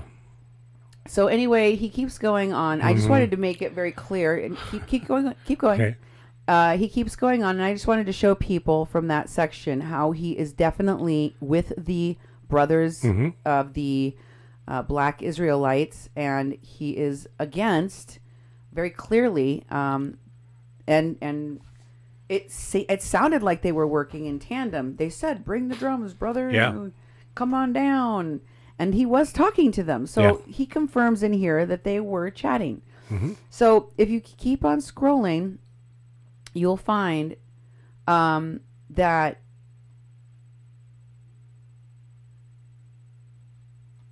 as I was walking out of there, I heard one of the African American brothers say, "That's that drum, that spirit, they just walked away." So again, he has another conversation with them, as is documented here. As he was leaving, they checks in with the Black Israelites, and they kind of high-five each other, and he goes, "Hey, there's that drum that drove away the demons. Thanks." And if you go down even further, he does an update. And I think that this update was based on, people with ears and eyes watching the actual video and hearing the horrible things the Black Israelites said to these kids that they were trying to drown out with their school cheers. And so he had to update and say something that made some kind of sense as to why Native American people would defend bigotry and homophobia. And this is what he had to say. Even though the Hebrew Israelite brothers said some disrespectful things that I heard earlier on during our rally. So he did hear it earlier, before that. I still put that aside and wanted to help. Wanted to help them. He was like, screw it. They're yelling bigoted things and saying a whole bunch of crap that's horrible to these kids. I still want to help. Who does that? And he goes, that's their teaching. And he's talking about the Black Israelites. The disrespectful, hateful things that they say, that's their teachings. That's the lessons they have to impart to the world. Those are the truths that Nathan Phillips was talking about. He uses the F word, and I'm not talking about the slur. I'm talking about the homosexual slur. He uses, they said horrible things even about Native American spirituality, and he says that's their teaching. Not bigotry, not racism, not hatred. It's teaching. That's their teaching. And he says, and we have ours. And that's what makes us equally beautiful. Wow. Both teachings, we have some as Native Americans, they have theirs as Black Israelites, and they are both equally beautiful teachings. But the MAGA hat wearers, they're beastly. The MAGA hat wearers have lice. The MAGA hat wearers are, what do they call them? Incest babies. Mm-hmm. The MAGA hat these kids are all of the horrible things, and the Black Israelites that were saying awful, awful things. The kids were wearing a MAGA hat and chanting. The Black Israelites were literally harassing people, accosting people, and they are beautiful, equal in teaching brothers to these folks. Now, I want to show you, and see, I showed you now twice, two things, where they not only were working in tandem with the Black Israelites, they helped them. Okay? So, Frejo, Israelites, he talks about the Israelites in another post. Because, by the way, that story that he just told you that was all long and winding road, it no longer exists. I almost was going to make you read the whole thing, but it looked like you were getting tired of it. Yeah, yeah. Guys, driving me crazy. And so he's already taken it down. It no longer exists. It's a good thing I took a screen capture of it when I did. Okay.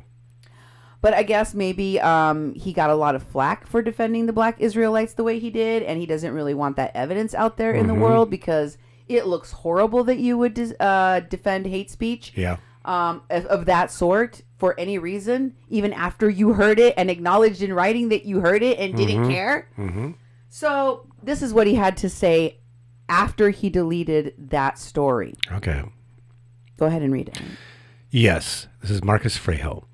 Yes, those particular Israelites said hateful things. Oh, and now it's hateful. It went from disrespectful to hateful. Those Israelites said hateful things, and their approach was all bad. But as a native, I'm used to it. I've heard it all before. White kids laughing and taunting us is water off my back. Why react? Why feed into hate or ignorance? I choose that peace. Oh, what the Bible does in the hands of man.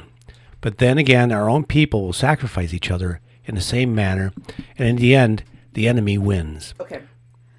Oh, is that it? No. Our country, the earth is at a critical point. If you don't feel it, wake up. I choose love, peace, and drums in this time of need. Everybody can learn something here, even me.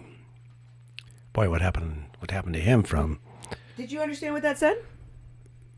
No, he's saying that, well, they just said bad things, but, you know. No, he said it was hateful. Yeah, well, that's right. Hateful. He just spinning backwards. He was just doing damage control. Yes, that's why we named this show Damage Control. But, you know, if it sounded like a bunch of word salad that was nonsensical, it's because it was purposefully. He had to do contortions to get into this. How the hell do you explain that you are defending hate speech of that caliber?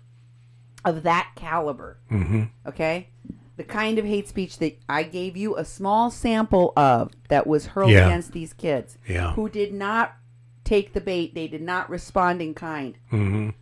They did school cheers. How can you possibly? Well, this is how. This is how you do it. Put that back up there. Let's dissect this baby. Make it bigger. He says, okay, sure. I yield. I'm not going to, I'm going to take my other story down and not really talk about why I did that. And I'm going to try not to defend the Black Israelites, but also defend the Black Israelites again and see if I can get away with it a second time. But I'm going to do it in such a way that makes me sound like a hippy dippy. I just, everybody love is everything after I did something really effed up to kids. And after I publicly defended this kind of hate speech from grown black men because they're like people of color, so I have to defend all of their actions no matter how horrible they are.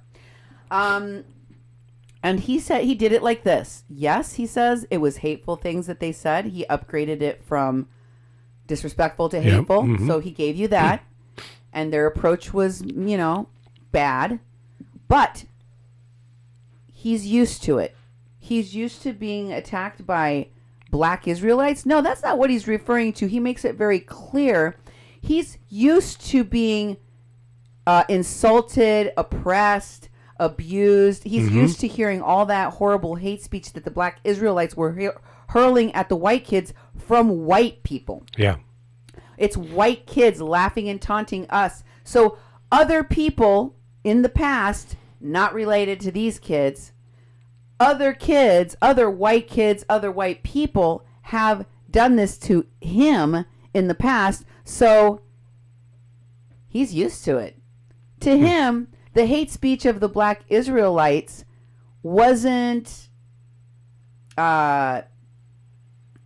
something that he needed to drown out or defend the white kids from.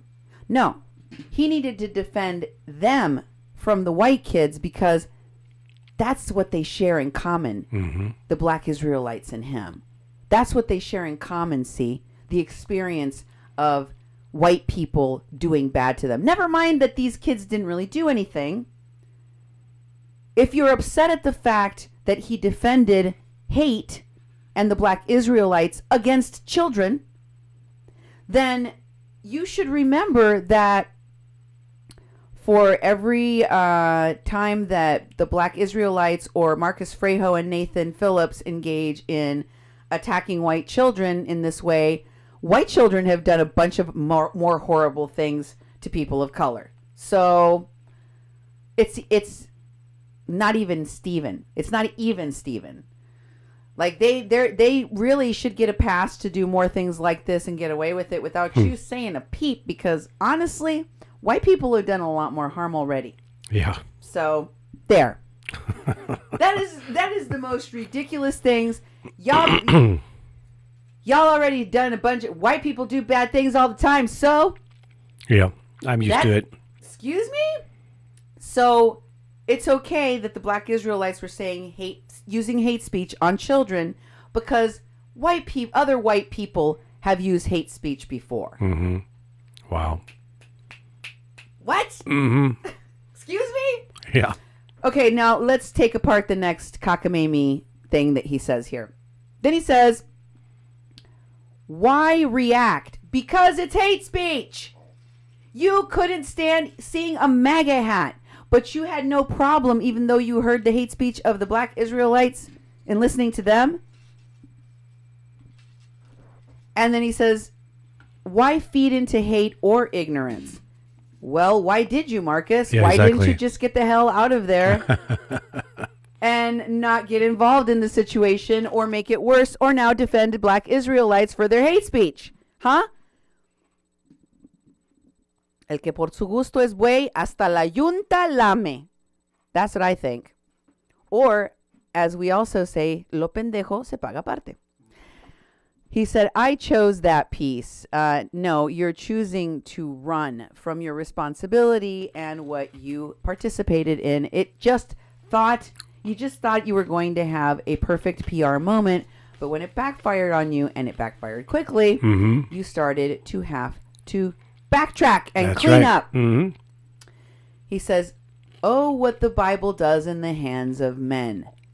The Bible that the black Israelites were using to attack Native Americans that were at the march you were at and other people. You wanted to defend Nathan, your buddy Nathan, from these MAGA hat wearing kids, but you didn't want to defend other Native Americans from the hatred of the black Israelites. Yeah, wow. That were so you're willing to defend one Native American, but not the others. Screw them, right? If a black person is yelling hate speech at you, you're okay with that. Wow. He says, but then again, our own people will sacrifice each other in the same manner, and in the end, the enemies win. Our own people will sacrifice each other? What do you mean?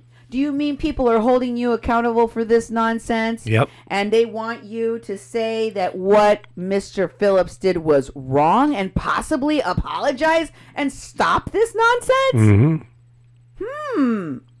Maybe if you were the bigger people. But apparently, teenage children from a Catholic high school have to take the high road because you can't seem to be bothered. And he goes on to say, our country, the earth, is at a critical point. If you don't feel it, wake up. I choose love, peace, and drums in this time of need. Again, I would like someone to take Marcus Frejos' drum and his drumstick and bang it right in his face.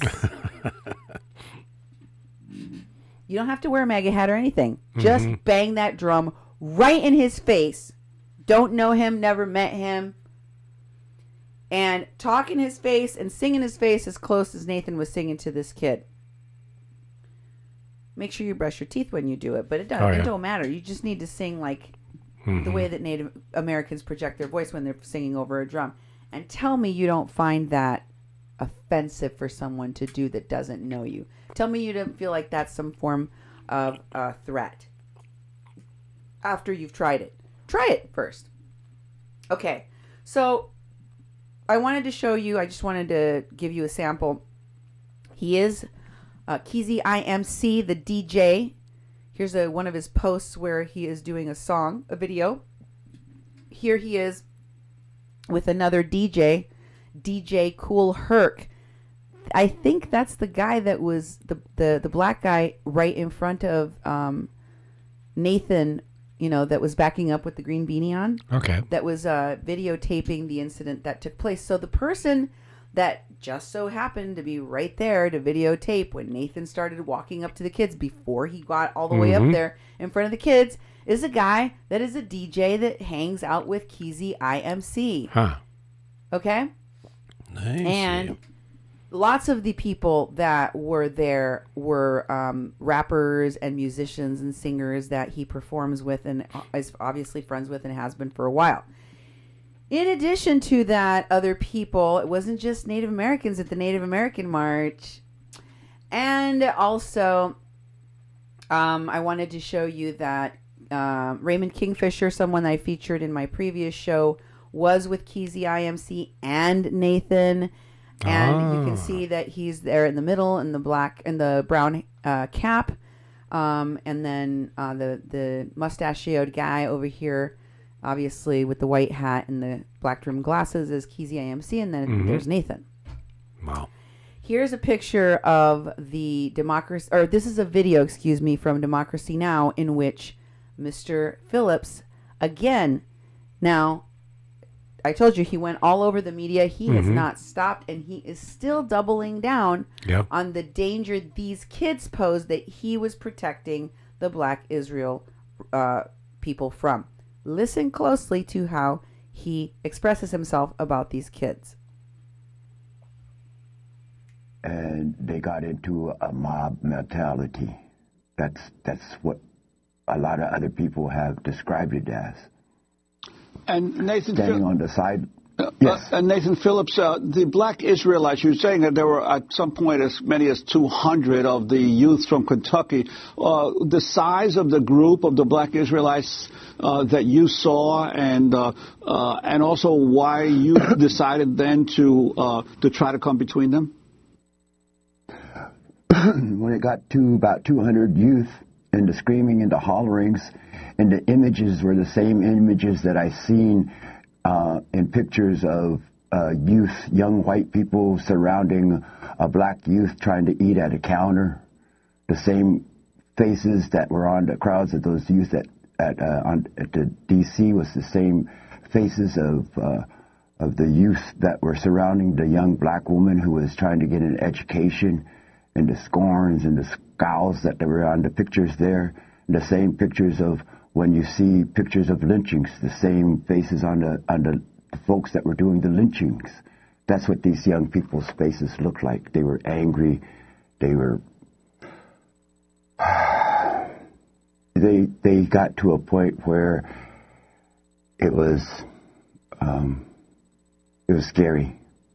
some folks came up to me, some of our young indigenous folks came up to me and said, we got to do something. And when they said that, my first thought is that this isn't our fight, this ain't our business. You know, we're here with a permit to do our event. But as things started getting worse and worse, there was a group that I found out last night that the mocking chant that they were doing apparently was supposed to be a haka. When I seen them out there doing that, that didn't look like no haka, but that's beside the point. The point is that the young man who led that was Mr. Sadman. He asked his teacher, can I lead this? Can I drown out those people? And there's always only about 4 of those black Israelites. They never got any larger, they got no smaller, but they didn't ever change their rhetoric, you know. But this is America, freedom of speech, freedom of assembly, and freedom of religion. And that's what those black Israelites were doing. Freedom of speech, freedom of religion for the black Israelites, that's what they were doing. Wow. And they were spewing the most vile kind of disgusting, kind of homophobic, misogynistic hate. Hate. Plain and simple. Mm-hmm. They are considered a hate group. They are disgusting. The people that I have talked to, not a single one tried to justify what they did. These people are literally bending themselves into pretzels to do so. Yeah. You just heard it. Mm-hmm. He did it again. Yep. And Democracy Now! Did not question the validity of anything they said, even though I'm sure they, like everyone else in America, has watched repeatedly, over and over again, as this kid that did the chant took his shirt off and threw it in the air, because that's one of the parts of this video that definitely has gotten played on every news network, every comedy channel, every report about this. And right after he does that, the black Israelites yell at that kid, put a bra on to shame him because of his chub and his moobs. Man boobs. Moobs. And that little kid that was standing in front of Nathan is a stick figure child. I saw him interview on the television. He was very small. He was very small. He's very thin. That was not him that did the chant.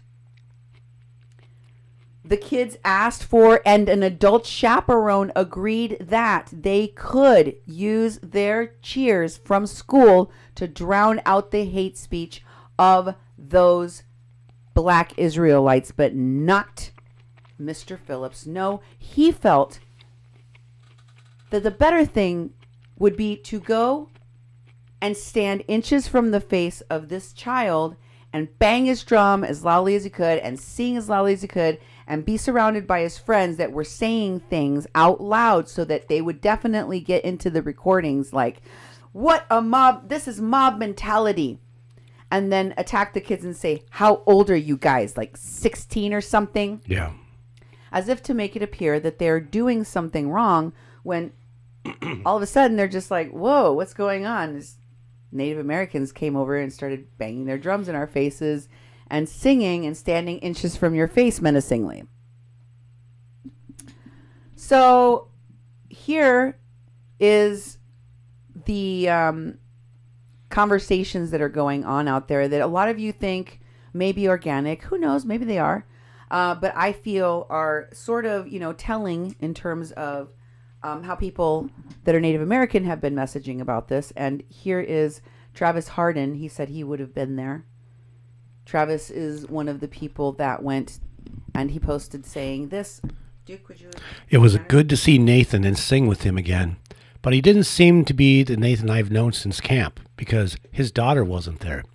She was always with him. She would have been with him but had to work because of the society that we are forced to live in. I just talked to Nathan before we left. I saw him leaving, So the event was over. Those high school kids waited for us to leave before showing up. That's why we weren't there. If we all knew this was going to happen, we would have stayed. You know, there's a couple pictures. Interesting. Mm-hmm. And then in this other picture, you see that somebody is posting a picture of him with his drum. Okay. And there's a guy banging with a little stick on what appears to be a sign that says MAGA. No. Standing next to him. And it says, "Respect for Travis Harden." Huh. And this is from Instagram, I think. And it says, someone posted, "Where there is good, evil is always present." I'm assuming he's saying that about the person holding the MAGA sign. Okay. And they're obviously, this is a picture from him in Washington, right? Yep. And then someone else says, "The irony, America was greater when only the guys on right were around, I'm sure." So talking about MAGA, you know, making America great. I found it very interesting that this guy also ended up in a picture that was being circulated about a Native American being disrespected by something MAGA related. Mm-hmm. And he was at the Indigenous Peoples March. And here is Indigenous Peoples Movement page, which, as we know from interviews that Chase has been doing, Chase Iron Eyes is one of the organizers of. And right on this page, where one of the only buttons that works aside from the volunteer button. Yeah. When I went on there, donation button I think works. it's been fixed, but I had some problems. Some of the links are not working on this page. The donate button definitely works. Yep. And they have prominently featured this story on the Indigenous Peoples March page. It literally is the only thing on the front page, on the first home page. Yep, exactly. When you scroll down, go all the way to the bottom so that people believe me. I just want to make sure that people don't think like I just made that up. No, this is the whole page. This is the whole thing. Okay. But look at the picture for a minute. Because it says that, could you read that? There's first of all, there's a picture of Nathan and he's standing in front of some pictures of black people. What is happening to the black people in the pictures behind him, Duke? I have to make it a little bit bigger to see. It looks like they're being lynched to me. Yes, they are. They are being lynched. Wow. They are being lynched and burned and tortured. Yeah. And there is a crowd in one of the pictures that is directly behind him and to his right. Wow. A picture of a bunch of young kids, young men, standing around the body of a black man that is being burned. Yeah. And they are smiling. And many of them are wearing hats. Yeah. And what it says underneath it is, Native American elder offers to meet and dialogue with students, community, and Catholic leaders after racially charged confrontation with boys from Catholic school. So definitely Chase and the People's Indigenous Peoples March are capitalizing and making money off of this man's story. Let's call it a story. Mm-hmm. He's got a story. And it is raising a lot of money, as I showed you. Here's a press release you can find about this on the Native American, the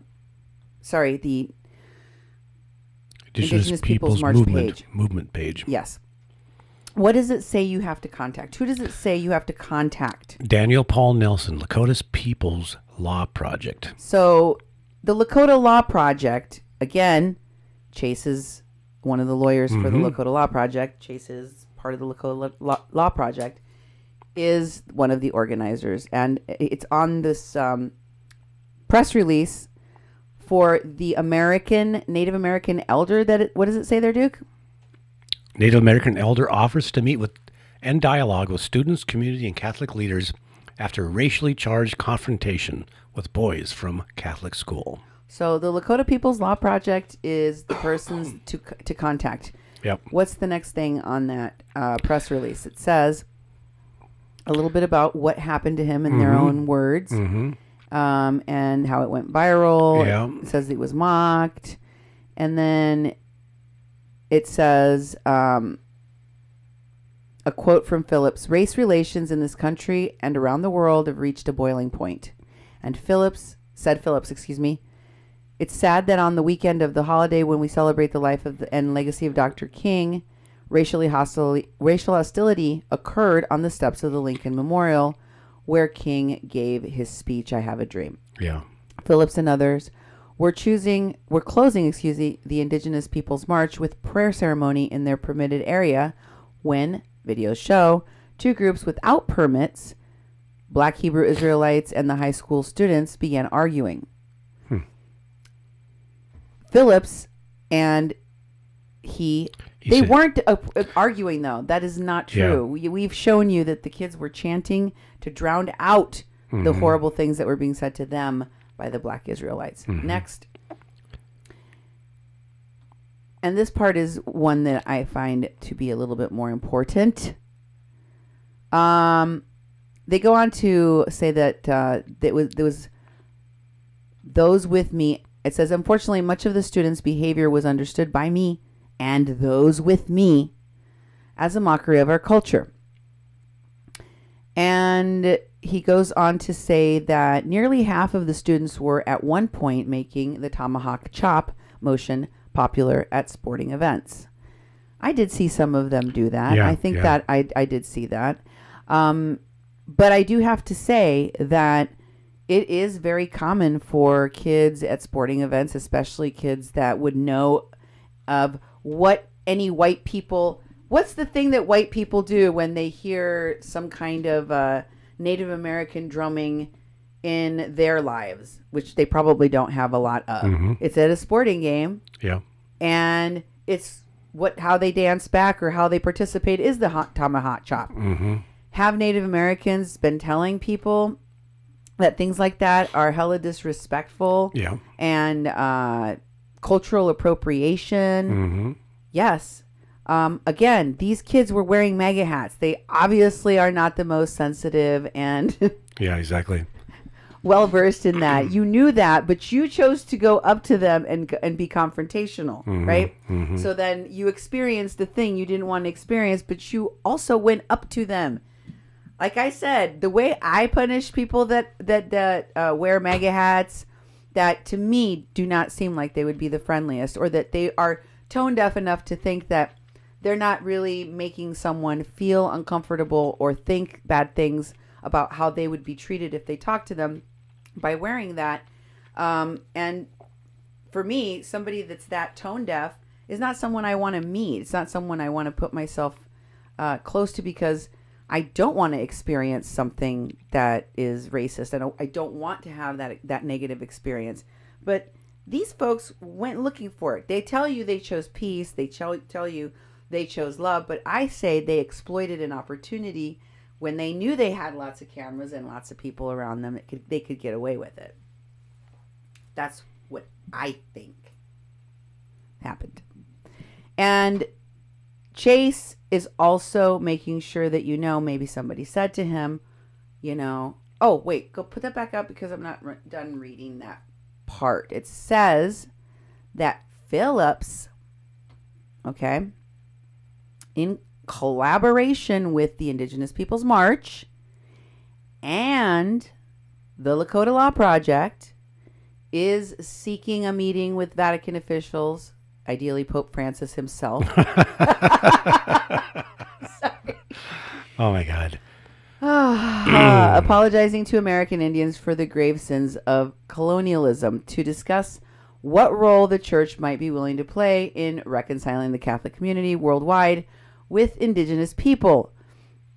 He said, "We feel that there is a distinct lack of understanding and appreciation of Native people and traditions worldwide. It's time to address the indecency of culturally appropriating our ritual movements and songs for the enjoyment of non-Native people."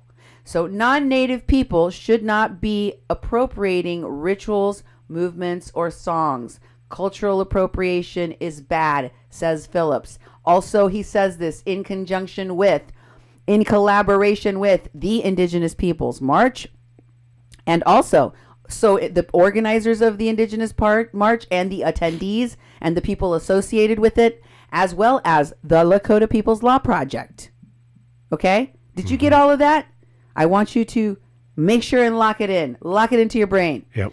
Then it says, Lakota People's Law Project attorney and Indigenous Peoples March spokesperson Chase Iron Eyes witnessed the events at the Lincoln Memorial firsthand.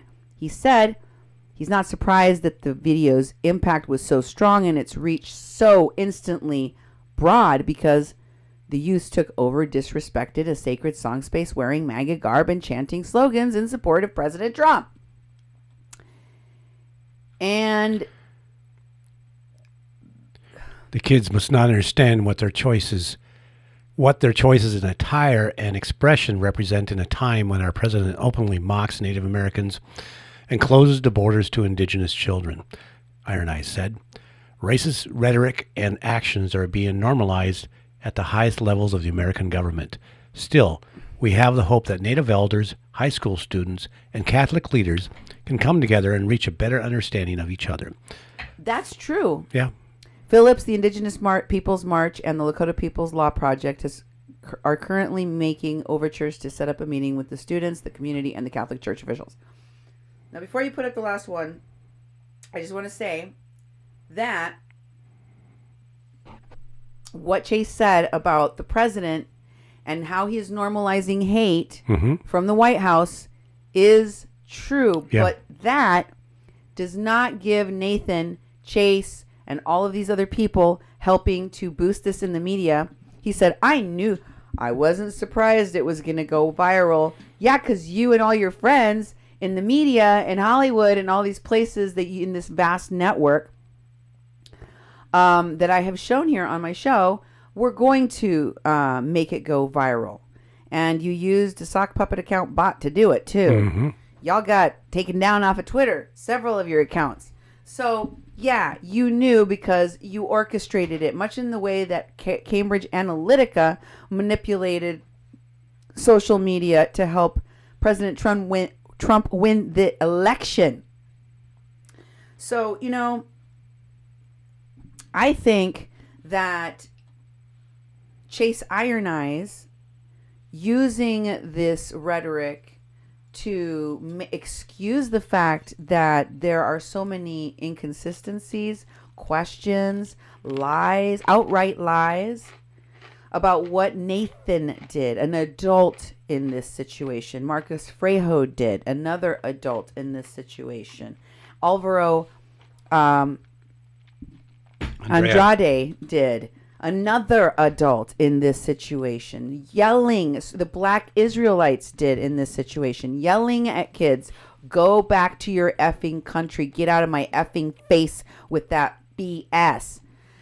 Screaming horrible things at these children. Trying to get a rise out of them. Trying to goad them into some kind of confrontation. And all the kids did was chant and try to drown them out. And Frejo and Nathan and all of those people that went up there, they weren't going to let them. They weren't going to let them stop the hate speech. They were going to stop them. That is crazy, guys. That is crazy. Yeah. But somebody must have said something to Chase about it. Here's the final part of the press release where it says, if you be a part of the movement, be a part of the history, be a part of the change, indigenouspeoplesmovement.com. Lakota's Law Project. Lakota Law Project is part of the 501c3 Romero Institute, a nonprofit law and policies center. Yes, in California, where the Star People guy, Dan Sheehan, that I showed you with Jim Graywolf and Doug McLean, all those people connected to these media folks and these white people that pretend Indian. Wait a minute, Duke. What? Didn't Chase Iron Eyes, the Lakota Law Project, in conjunction with the People's March, just make a petition to the Pope of the Catholic Roman Catholic Church to stop appropriation by white people of things by non-Indians. Mm-hmm. So therefore, you would think that Doug McLean and his buddy Jim Petruzzi, the guy that dresses up like an Indian and is a shaman, and Lolly B, and all Desiree Kane, and all the pretend Indians that they have in the leadership working with them. David Gaskin, all of these people that are white passing, like the whitest of white passing, the most privileged of the Native Americans, the richest, the most privileged among Native Americans, and even those that are Elizabeth Warrening their way into Native Americanism, right? They're going to be outraged about those people, right? Nope. No, they're hypocrites. They're not outraged about this. They're outraged about anything, and even it's the smallest thing that they can get on these kids. And the fact that they are MAGA hat wearers is enough, because they should know that that is hate speech. And the fact that they tomahawk chop is enough.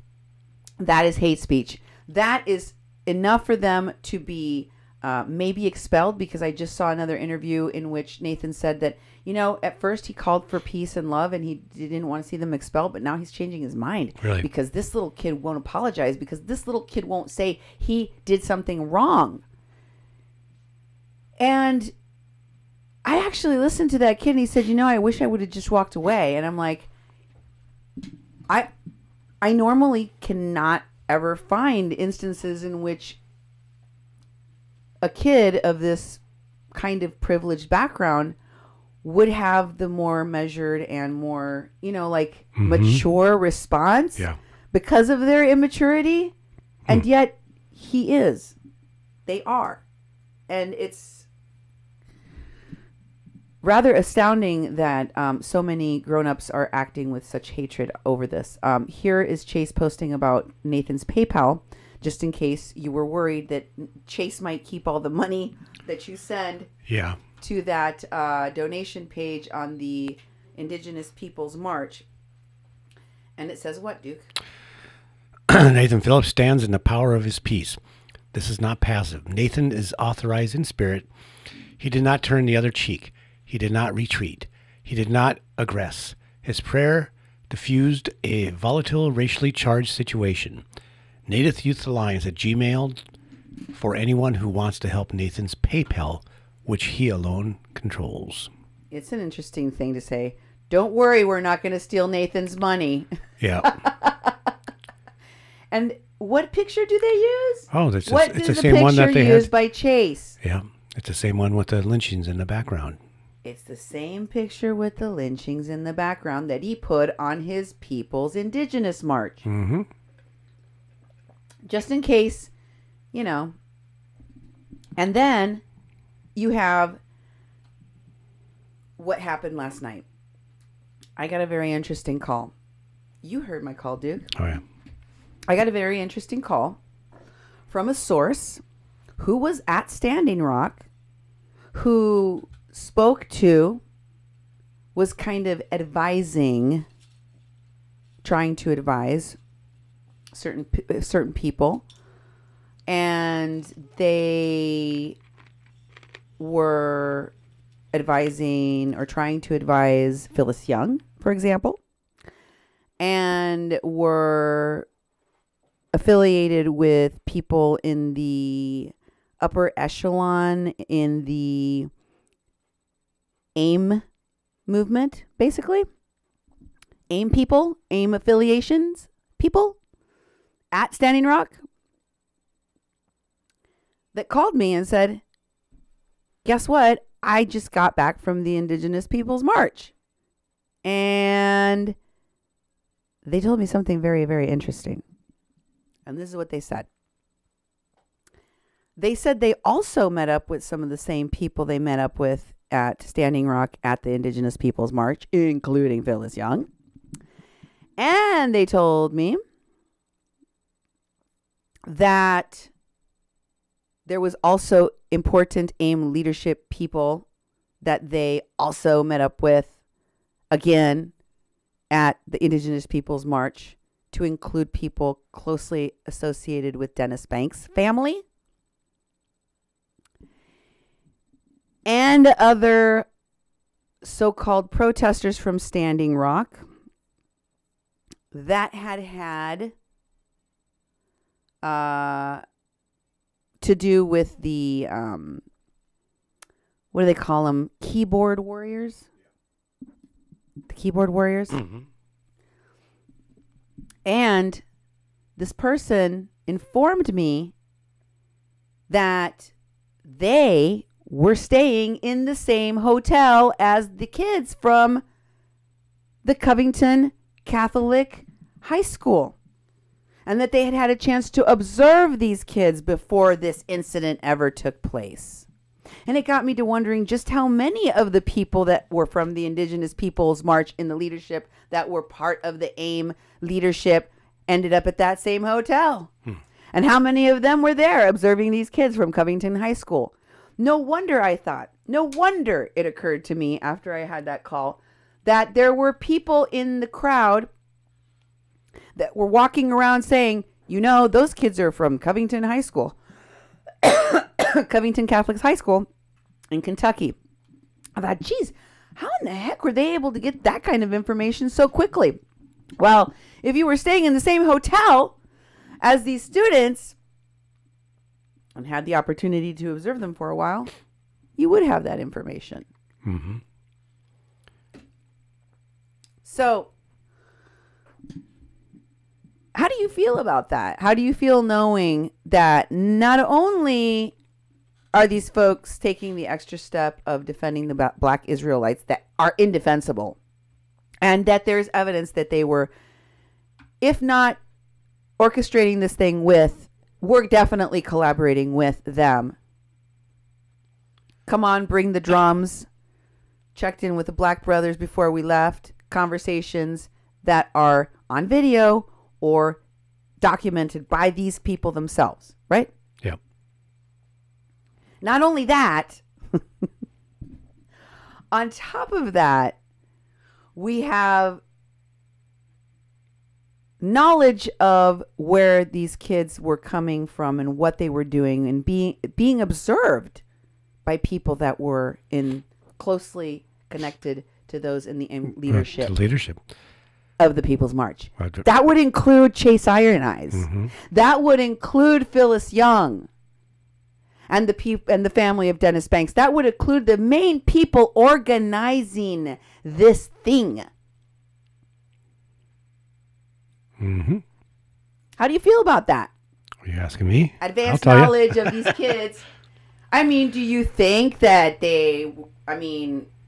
how do you feel? Because I thought when this was first presented, nobody said, oh, there was people from the Indigenous Peoples March in the very leadership roles closely connected to the very people that are connected to the leadership of the march that were staying in the hotel where the kids were.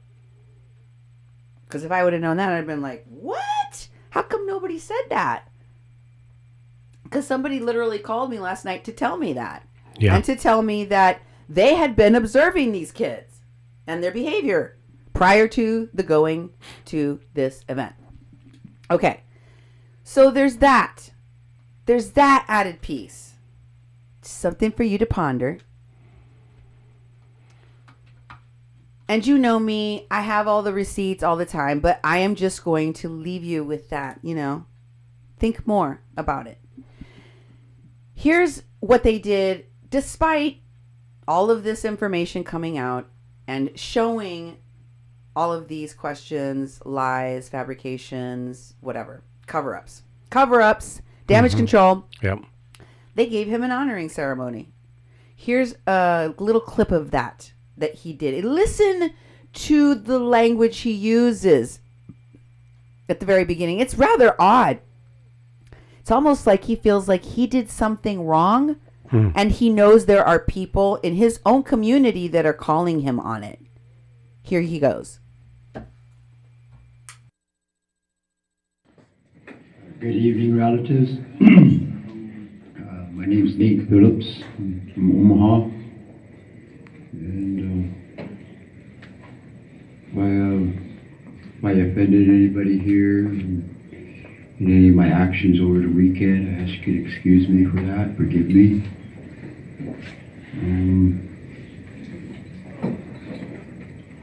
I don't want to take up too much time here, but I do want to say thank you, Weeblaha, for all the good words and the hearty handshakes that I received here today.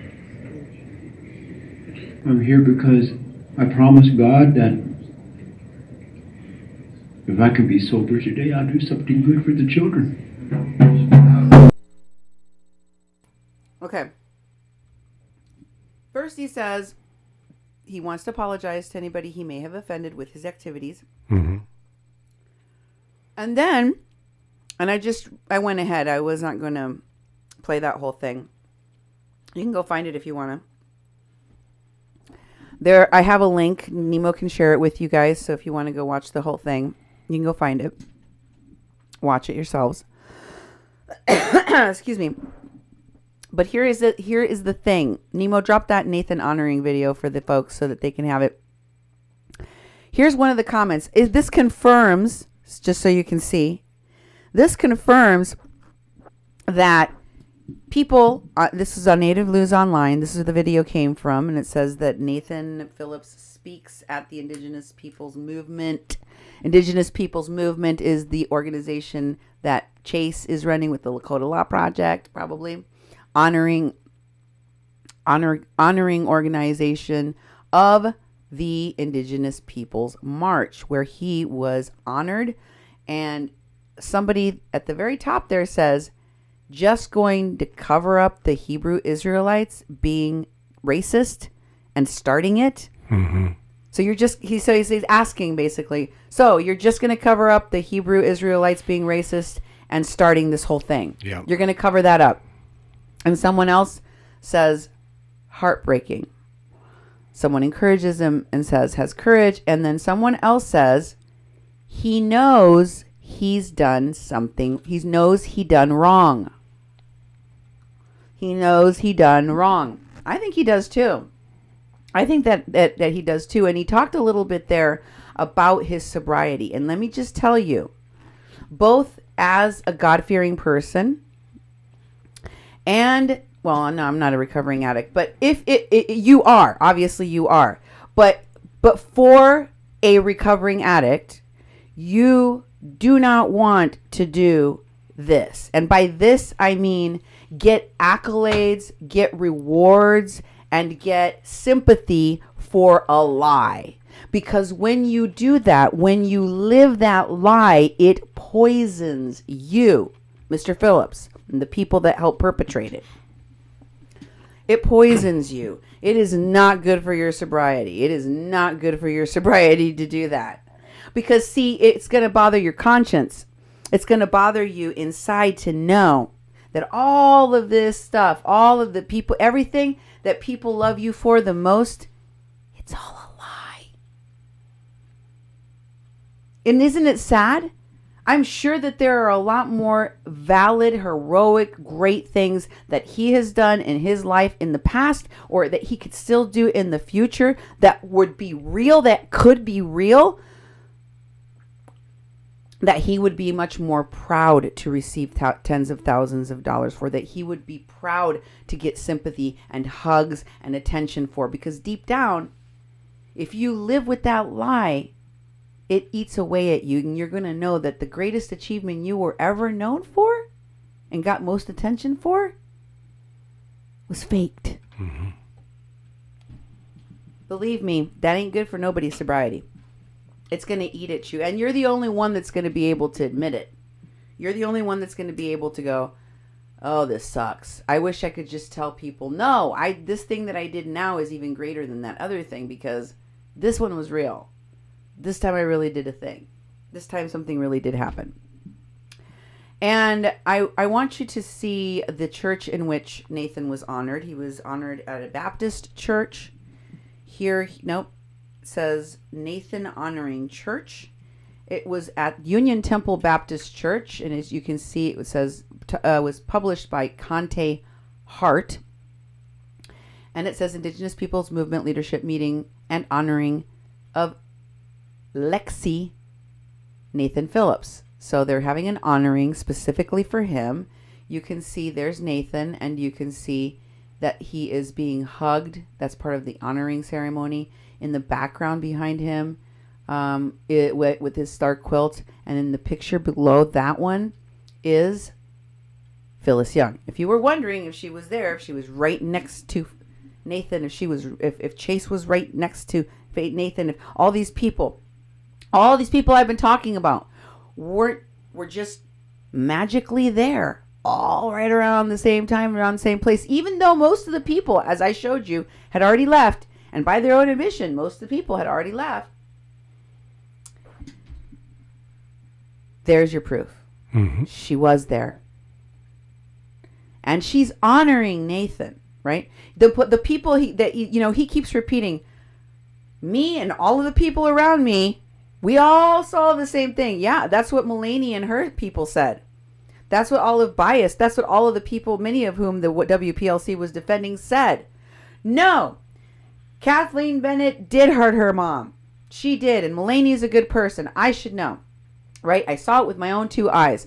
They all kept up that lie. If you think, how could it be possible that so many people would be making up a blatant lie and, taking it to their grave?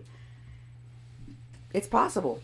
I experienced it with this other story. I'm watching it happen again and again and again, because see, the pushback from people finding out, like they did in the story of Marcus Mitchell, where he pretended to get shot in the chest and he had not been shot anywhere, so that he could raise thousands of dollars by defrauding people over the internet, is that people lose their trust in you. And when people found out that Marcus Mitchell, when the people that were promoting his GoFundMes, his fraud, when people were in fact, validating the lie, saying that I, as a combat medic, changed his bandages like Mitra Sin did, or John Gonzalez sitting there crying and saying that he's a warrior and that he's a great brother and all this stuff, so that he validating Orlando Cruz, the glass guy, all those people, after Lolly B, after they were caught, after they found out that they were promoting a fraudulent scam where no gunshots occurred, they doubled down. They said, I don't care. He's my friend. He had PTSD. He's part of our family. He's suffering, as if to blame the PTSD that they somehow just diagnosed on him that day, was at fault for him scamming people. Because that's what PTSD does to you. It makes you steal from other people. It makes you defraud people. It makes you lie to people. It is so crazy that is the reaction that these folks have. But I've seen that pattern before. It's not pretty, but it is real. Here is Nathan's honoring with Phyllis. No, it's Nathan. It's way down there. Right there. It's Nathan honoring Phyllis. Nathan honoring. There's Phyllis, and then there's Phyllis, Nathan honoring. It's the same sorry, Nathan, Phyllis Young. Oh, is it the same picture? These two are the same. Well, that one is different. You can see she was with him here in a picture at the march itself. Okay. Just so if you thought, oh well, I mean, she went to the honoring, but she was not right next to him at the march too, was she? Oh yes, she was. Yes, she was. Okay. She was. I see. And here is Phyllis Young Nathan. Yep. Oh, that's the last one? Okay.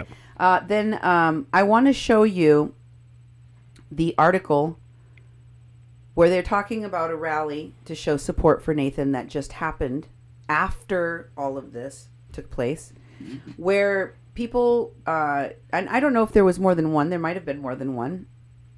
I'm going to show you a snippet of some of the things that were said at a rally that took place for Nathan, which I think might be the very same one here that is talked about in this article. in which, to my dismay, folks were not talking about the truth. There were still people defending Nathan that were saying that the kids were yelling, were chanting hateful things like build the wall, which is not true. And of course, nobody talked about the Black Israelites, that they started the whole thing, the horrible things that they were saying, and some of the horrible language that some of the people that were with Nathan engaged in against these kids. Some of the people that were with Nathan engaged in and are still engaging in, including Chase Iron Eyes, including all of these people that continue to say, that continue to lie. Isn't it enough that they're wearing MAGA hats? People think they look like jerks for doing that. Mm-hmm. It's ugly. People find it to be offensive, and people feel like it's, intimidating, or at least not very friendly. You don't have to lie on these kids and say that they were chanting something they weren't chanting just to prove your point that anybody that's wearing that hat is gonna commit a hate crime. It's gonna happen. So here's a little clip of one of this rally where this woman, on a video put out by a woman named Ruth Beach, repeats the lie basically that the kids were saying this chant again. So somebody asked me, like, why are you guys bringing up the wall? Because those kids brought up the wall. And they were wearing those hats. And they were chanting the wall, the wall, the wall. And they were wearing those hats. And now they're backed up by Trump. So again, it's being gaslighted. There's a huge line of division happening here. Wow. So then I want to show you that Chase is now also Leonard Peltier, in addition to being one of the lead organizers for the Indigenous Peoples March, and the person working in conjunction with Nathan Phillips on this whole debacle, and with the Lakota Law Project. He is also Leonard Peltier's spokesperson, and he reached out, or Leonard Peltier somehow by osmosis found out what happened with this whole Nathan thing. And here is what he had to say, which was posted out by Chase and others. Of course, this is circulating all over the place. One of you sent it to moi, and in it, keep going, he says, I want to let you all know that we will have our Black AIM t-shirts in stock in 2 weeks, and that the red free Peltier are ready to go home with you now. Thanks for the wonderful fundraiser held in Austin, Texas last weekend.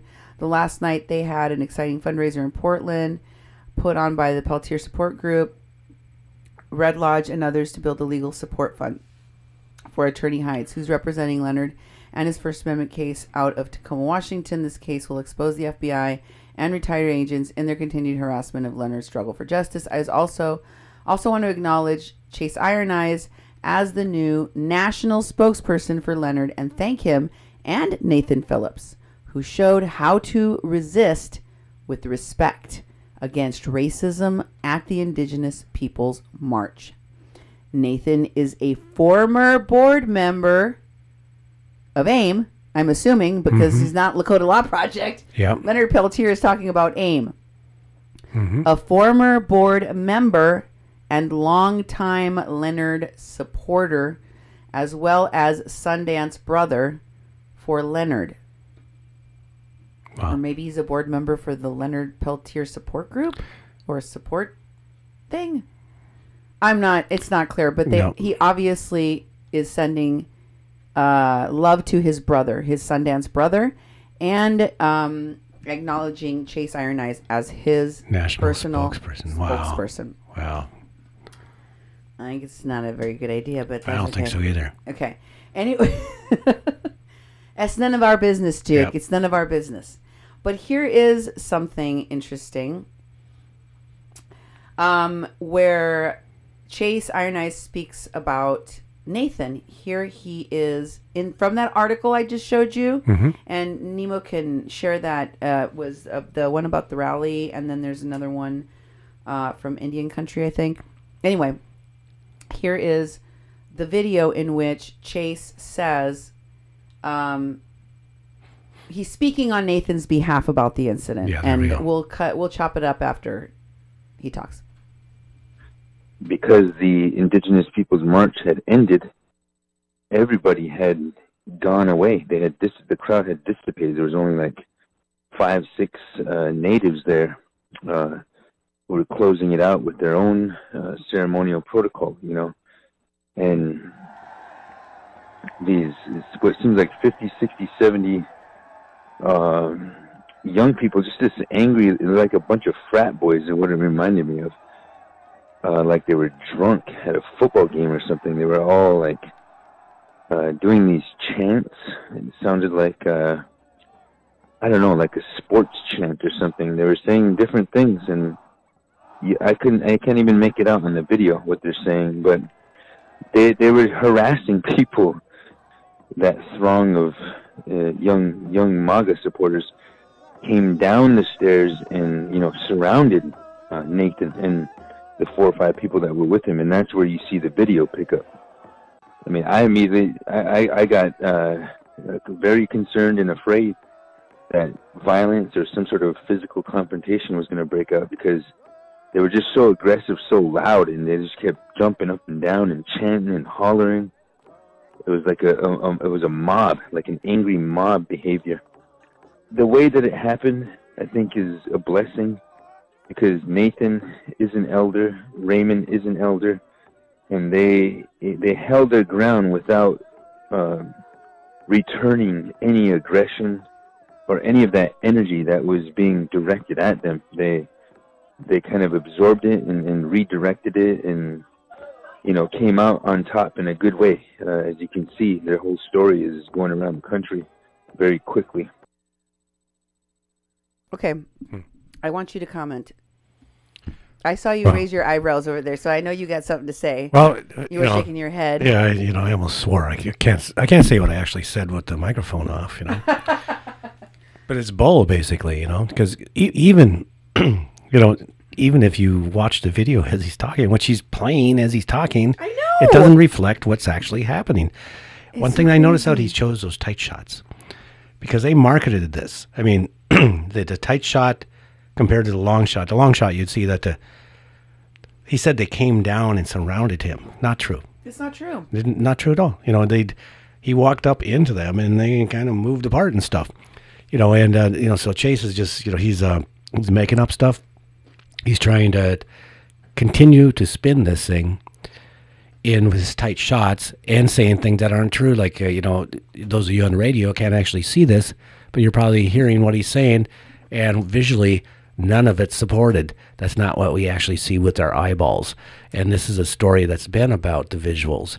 And they like the nice little tight shots that they can send it out and bolster their cause, and it's for Chase to become, the national spokesperson for Leonard Peltier. That's horrible. That's horrible that Chase Ionize that. He's the worst person you could actually do that. If you believed in justice for Leonard Peltier, it's lost now. He's gonna make it so that man never gets out of prison. And here's how else this gets perpetuated. The lie, the propaganda, the outrage against these kids, against the Catholic Church, against the school, and against this diocese, against this bishop, against all the rest of the students of the school, against, because this, you don't get to have outrage at what happened to Nathan without expressing that outrage onto somebody. And the people that is being expressed onto, this can't just be a let's have it be a win-win teachable moment where Nathan gets to be a brave Native elder that stood his ground. Those are the words that Chase just used. It stood his ground. I mean, that's the kind of language that they used to pass those laws in Florida, where you get to stay and you don't have to move, it's one of those laws that's used to that white folks tend to use as an excuse to kill black kids in their neighborhoods. I don't know why he used it for this particular thing. And what's really weird is that, once again, Chase, who is a lawyer who claims to be, a proponent of justice and a proponent of non-natives not appropriating native culture and all this stuff, is the same guy who went to Burning Man with the Sacred Fire afterwards and was hanging out with all these like naked orgy having, drug having white people wearing appropriating culture, and he had a blast and he didn't have a problem with it. Yeah. And he defended it. I showed you that here on my show. Now he needs to talk to the Pope. Yeah. He needs to talk to the Pope, okay? Yeah. I am not laughing at the Pope. I am laughing at the idea of Chase getting an audience with the Pope. Yeah. I don't know. And then, I thought maybe he was leaning more toward going to some other religious leader. But anyway, he says that Chase Iron Eyes was quoted by Doug McLean. Here's that quote. So, note, Doug McLean is spreading this propaganda too. He's the one that was taking the video that Chase was in, that I showed you that happened at the march. And by the way, remember that Doug McLean is the guy that was recently inserting himself into the migrant caravan crisis. Yeah. Filming for Indigenous Life Movement in Tijuana. Okay? So here he is now all the way back in Washington, D.C. to make sure to be there for the Indigenous Peoples March. And he says, Chase Iron Eyes says, what, honey? Can you read it? I was very concerned that it was going to get out of hand, like it was like a tinderbox. There were so many youth jumping up and down, jeering. It was a mob frenzy. They were ridiculing. They were exhibiting nothing but contempt and scorn for one of our elders who was offered a peaceful and prayerful song. Peaceful and prayerful song. And it says, Chase Iron Eyes, Trump's mocking of Native Americans gives license to others to denigrate my people. Okay. If you're going to offer someone to something like a song or a dance, a recital with an instrument, don't you think you should ask them if they are in the mood for that? Yeah. Do you think that I could just walk up to someone with my violin or my... Just like grab your trumpet and go blow it in someone's face? Yeah. I am offering you a song! Right? Like, that's crazy. It's funny if you think about it, like, how would I feel if somebody did that without asking me? Have you heard of consent, Chase? Does consent matter? Okay. So, and by the way, again, these kids could have acted much more immaturely by taking the bait and getting mad and getting into some kind of physical altercation. They did not do that. I think these folks were hoping, and which is why they kept saying we were feeling like this was going to happen, when there's no evidence that anything like that was going to happen. It's like all in their imagination. So, let me show you this other guy. Oh, no. Here's the new story, by the way, that they're circulating that they need you to know about, as if it made any difference in all of these folks defending the black Israelites' hate speech. Okay? Native Americans were defending racist, homophobic hate speech, and they want you to think that that is somehow not true, because it turns out the parents of these kids that go to private school also went to a PR firm that is usually consistent of counsel, some form of counsel like a lawyer, to advise them on how to handle what became a national and likely international news story that, in addition to becoming viral, also caused the shutdown of that kid's Catholic school the next day because of the threat to the kids of that school, the entire school, the whole school, not just the kids that went on the trip, but also individually to the kids that were identified from that trip, and most especially to the kid that was standing right in front of Nathan. And so they want you to know, Doug wants you to know, if anyone is wondering how the narrative changed, you mean because of the questions and the lies and the inconsistencies and the portrayal and the fact that the Black Israelites have been heard for hours on tape saying the most disgusting, non-defensible things you could say as a human being. Doesn't matter what color you are. And you're defending them. So that's how it changed, Doug, if you were wondering. That's how it changed. Because people saw that he was embellishing more than just accidentally saying Vietnam Times, but saying things like he came back from when he came back to the U.S., which he never left during service, etc., etc. All the things that I've shown you, that's when it changed. People started going, this doesn't pass the smell test. There's something wrong with this story. I need to get to the bottom of this. There's a lot of people that were out on social media, including the daughter of John McCain and Cindy McCain, whose name I can't remember right now. I'm sorry. Forgive me.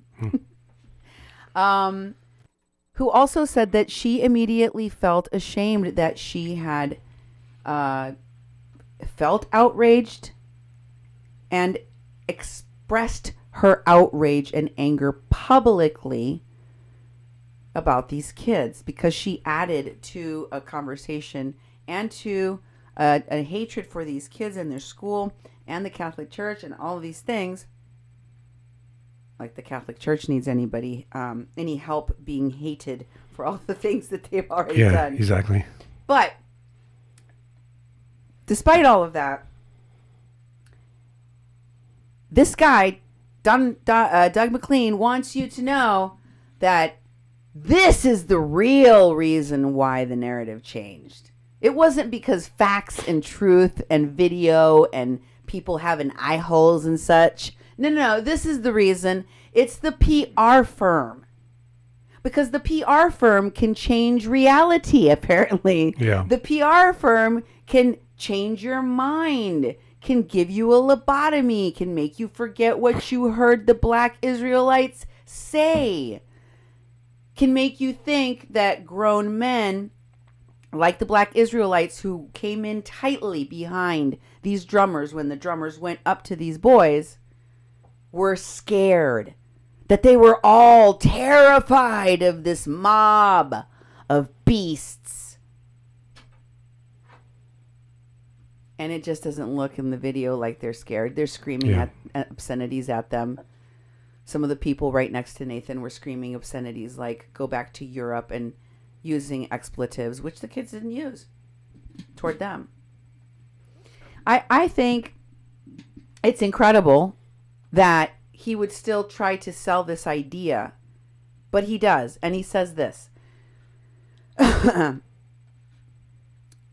Here's, for anyone who is wondering how the narrative changed so fast in regards to the MAGA youth in D.C., it goes like this. Parents buy their son's innocence. Was there a trial I'm unaware of, No, Duke? who knows? Did somebody go to jail? Huh. It says, by hiring a PR firm. End of story. White privilege at its worst strikes again. Where do Trump's, Kavanaugh's, McConnell's, and others like them come from? From this kind of lying for profit. Lying for profit cover up. What profit? This kid's family is having to spend money on a lawyer and at a PR firm to help them deal with something that was orchestrated by people that have the backing of billionaires, the support of millionaires and Hollywood people that have billions of people, together, combined in support and money and finances and platforms and media outlets. But somehow, these kids have more power than Doug McLean, than all of the people he knows. I've shown you he's connected to. He tags. Right? This guy is a white guy from New Jersey with blue eyes. Could be the twin of any one of these kids at this Catholic school in like 30 years or so. Mm-hmm. But he's like, white privilege at its worst. Said the white guy with lots of privilege. Mm-hmm. Oh my God.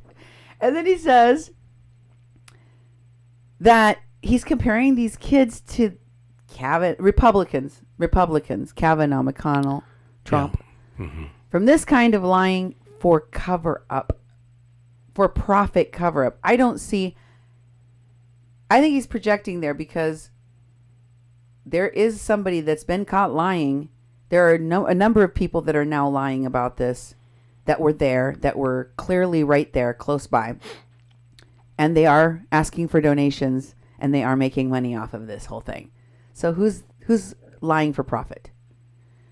And it says, cover up of wrongdoers' actions, allowing the abscesses to grow into full, adulterated, poisoned adulthood. Weird. He called these kids abscesses.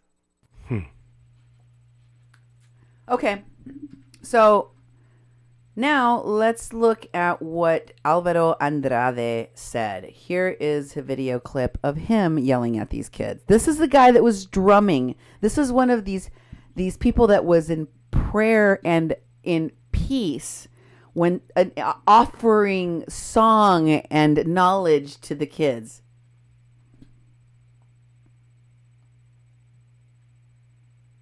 So if you want to make America great, because for you white people, go back to Europe where you came from. This is not your land. Yes, it is. No, it's not. You've been here 2-3 generations compared to us. We've been here a million fucking years. So get the fuck out of my face with that shit. So what do you mean it's not true? Okay, let's go. I saw you writing down all the test words. Yeah, I have to find them. So, okay. Does that sound like it was kind, Duke? No. Are these folks being honest about the prayerful, peaceful aspect of the people they were with? No. I don't think so. Would you feel like if a guy walked up to you and was drumming right in front of your face, wasn't talking to you, was doing something you're not used to, very loudly in a way that feels intrusive, definitely is invading your space, and feels a little bit threatening because it's a grown man doing this with a group of other people, and it's being filmed. There's a lot of people filmed, and there's a lot of people yelling things at them, right? And one of the people that's with them, that's filming, that's taking pictures of all of this, starts yelling obscenities at you and telling you to go back to where you come from, to Europe. Mm-hmm. Are you going to think that these people are here generally to, what did he call it? Diffuse the situation? Yeah. How can any of these people, who admittedly are some of the only Native Americans left from the Native American People's March, because it's already pretty much ended. You heard him just say that, right? Mm-hmm. just all so happened to have the same story. Yeah. And they all believe him, even though the video shows you something completely different. But how can they keep describing that as peaceful, prayerful, offering song and prayer? Okay. And here is, and I'm not saying this guy is an entertainer. I don't know for sure. But I do know that he posted about doing a show on Broadway. And he says, this was back in 2013. Can you read that, hon? Yeah, I'll try.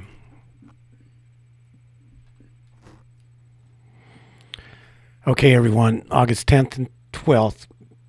Every person that sees this is in New York City, come to see me perform on Broadway. And at 45... 45th Street, free Native concert. If you love, respect, or maybe you want to learn about Native culture, don't miss this. It's going to be great. From 10 a.m. to 4 p.m. Toda la raza, concierto gratis. Broadway y 45 Street. Necesitamos su apoyo y su energía. De las 10 a las 4. And then he says, Kayakaman,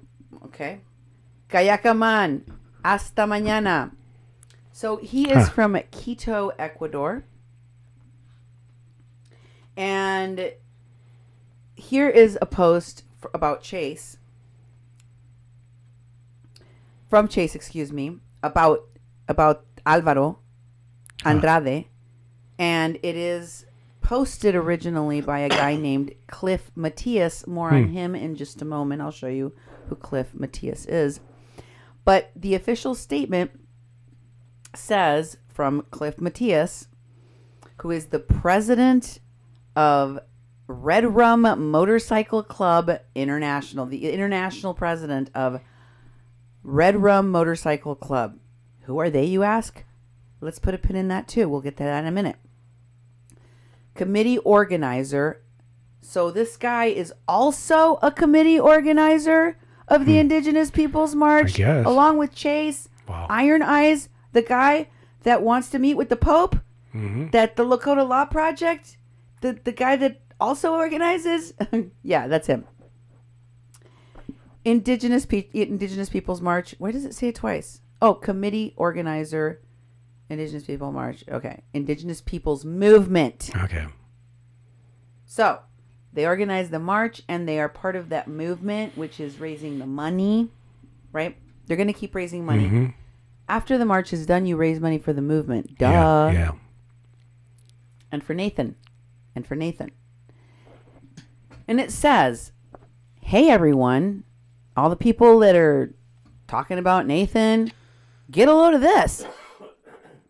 This is a photo of Alvaro Kitsa to Andrade wearing an AIM hat. That's the AIM hat guy I was looking for. Yep. He posted it the next day. I remember after I did the show, I'm like, hey, everyone, who's the AIM hat guy? Find me his name. And Chase was like, okay, Cindy, here it is. Yeah, really. But he was doing it because he wants to let Alvaro get into the game here. You know, he's got to get a little glory, right?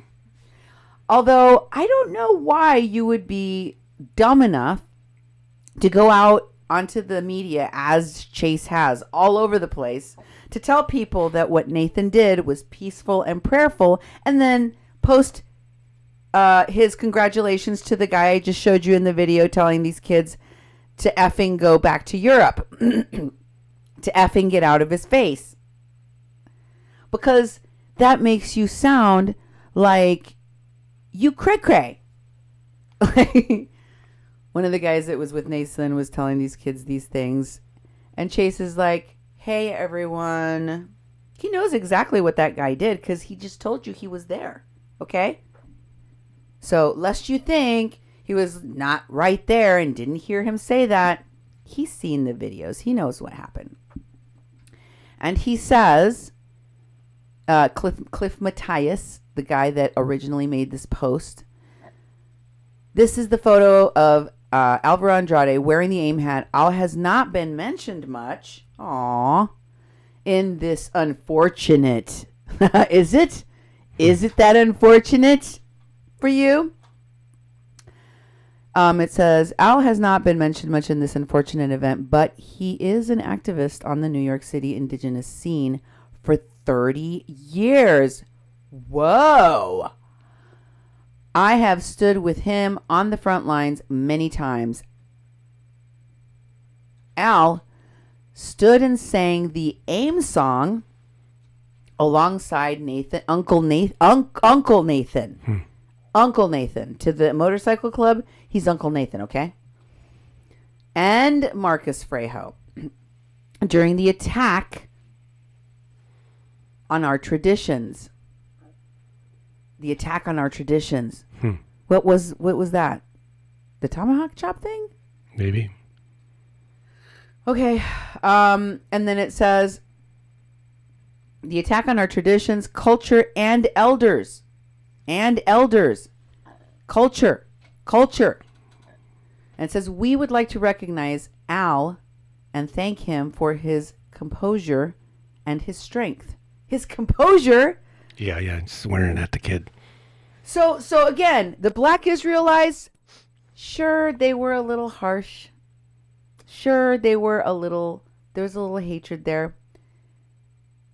But, you know, Al and the Israelites, they needed defending of their free speech, and they had composure. What? I don't... Okay. And then it says during this unfortunate incident. Okay, so they're sharing his picture. They want you to know, here's the guy. This is his name. You know, give him some props. Because he ain't got the PayPal thing going. Maybe they'll bring it up. Yeah. Hey, if you see a PayPal for him, let me know. Let me know. I want to know which of these folks is going to make money off of this opportunity. And then, of course, here's another post about how he sang the AIM song. Alvaro Andrade AIM song. And it says, it's a post from him now. Okay, he posted this with the Peltier and AIM song by John Trudell, excuse me. And it says, greetings, relatives. By now, many of you have seen me next to Uncle Nathan Phillips at the march in D.C. Been meditating and waiting to see how this unfolds. I just want to let you know that in a way, I investigated the whole thing. Uncle was No. I instigated. I just want to let you know that, in a way, I instigated the whole thing. Yeah, and pause for emphasis, because that is a huge sentence. Yeah. I just want to let you know that, in a way, I instigated the whole thing. Uncle was watching the kids versus Israelites, and I heard him say, I wish I could talk to them. And looking at his drum, I said to him, you have a drum, Grandpa. Sing them a song. When he started singing, this is what I was thinking of and wanted to scream these words as loud as I could. Thanks for all your support. John Trudell lives. So he wants you to know, he wasn't just standing nearby. He was the one that told him, go do it. He's the one that instigated the whole incident. If it hadn't been for him, Nathan wouldn't have even gone over there. I see. So he is trying to steal a little bit of the wind beneath Nathan's wings. He's like, I was the wind beneath his wings. Yeah, that's right. It was my idea. I got it going. Alvaro Andrade's Facebook page looks like this. He doesn't have a lot on it. Alvaro's Facebook, the Facebook back or cover, excuse me, is this, says that he's from Quito, Ecuador, right there. I see. But if you go to the top there, nope, that's the wrong one. You got the wrong one on. No, that's the wrong one. They got the wrong one. Give me the next one. Nope. Yes, that's it. That's the cover photo he had. And then this one, I thought it was interesting because he's singing. another indicator that he performs, right? And then he talks about it in the thing. And this is kind of a picture of what his cultural performances looks like. He looks like he's wearing his hair traditionally long. He's got some traditional dress, and it looks like he is playing a traditional drum with traditional instruments. Okay. Then, excuse me. Here we have his wife. Oh, this one's, yeah. No, was the next one Alvaro Andrade? Can you play that one? Oh, that's the same one. Okay, sorry. Sorry. So, Nina, wife, his wife is Karen Nina. And it says that she is from Santa Monica, but lives in New Jersey. That's the same place that Doug McLean is from. Ah. She works for the community as a community organizer for Clean Water Action. And if you scroll, you can see she posted the picture of her husband, basically the video of her husband that was shared by La Raza Unida, and she is letting, you know, somebody that is a friend of hers says, "I'm dying. This is hilarious. He got all New York City up in there. He's right, though. Get the F out of my face with that shit." Ha ha ha. They laugh. Yeah. So they're celebrating the way in which he talked to this kid. Okay. And you don't see her go, "Yeah, I was a little bit embarrassed by that." No, she's kind of proud of it. And here is the white Mexican wife post. She acknowledges that he's Ecuadorian according to him, so she must be the Mexican one. And it says Mexican, #Mexican, and they're talking about Latinos be like, "I just had a few drinks." And here she's posting digital smoke signals. And this is a post that was a quote of John Trudell's. It says, "No matter what they do to us, we must always act for the love of the people and the earth. We must not react out of hatred against those who have no sense." But that's exactly what they did. Yeah, truly. They acted out of fear, maybe. More than hatred, but it was really weird that they would go defend those black Israelites. I just still don't get it. Yeah, me either. Here is the Chaperone Red Rum. Cliff Matias, the guy that is the indigenous. He's the Red Rum international president. Okay. That I told you I would, tell you more about later. This is a post he had on his page saying, "If you haven't watched this all the way through, it is my brother." He's referring to the guy that was yelling obscenities at the kids, Alvaro Kitska Andrade, and we're so proud of all of you, Al. Uncle Nathan gave them prayer, but Al gave them truth. Wait for the end, and he wants them to watch the video in which this guy is cussing them out. Okay. So he is advocating, hey, wait, what? You got to see this. So remember, the Matias guy is the international president of the Red Rum Motorcycle Club, and he also is one of the organizers for the Indigenous Peoples March and Movement. Remember that? What? One of the organizers for the Indigenous People March and Movement is saying to the red hat guy that was cussing out these kids and telling them to go back to Europe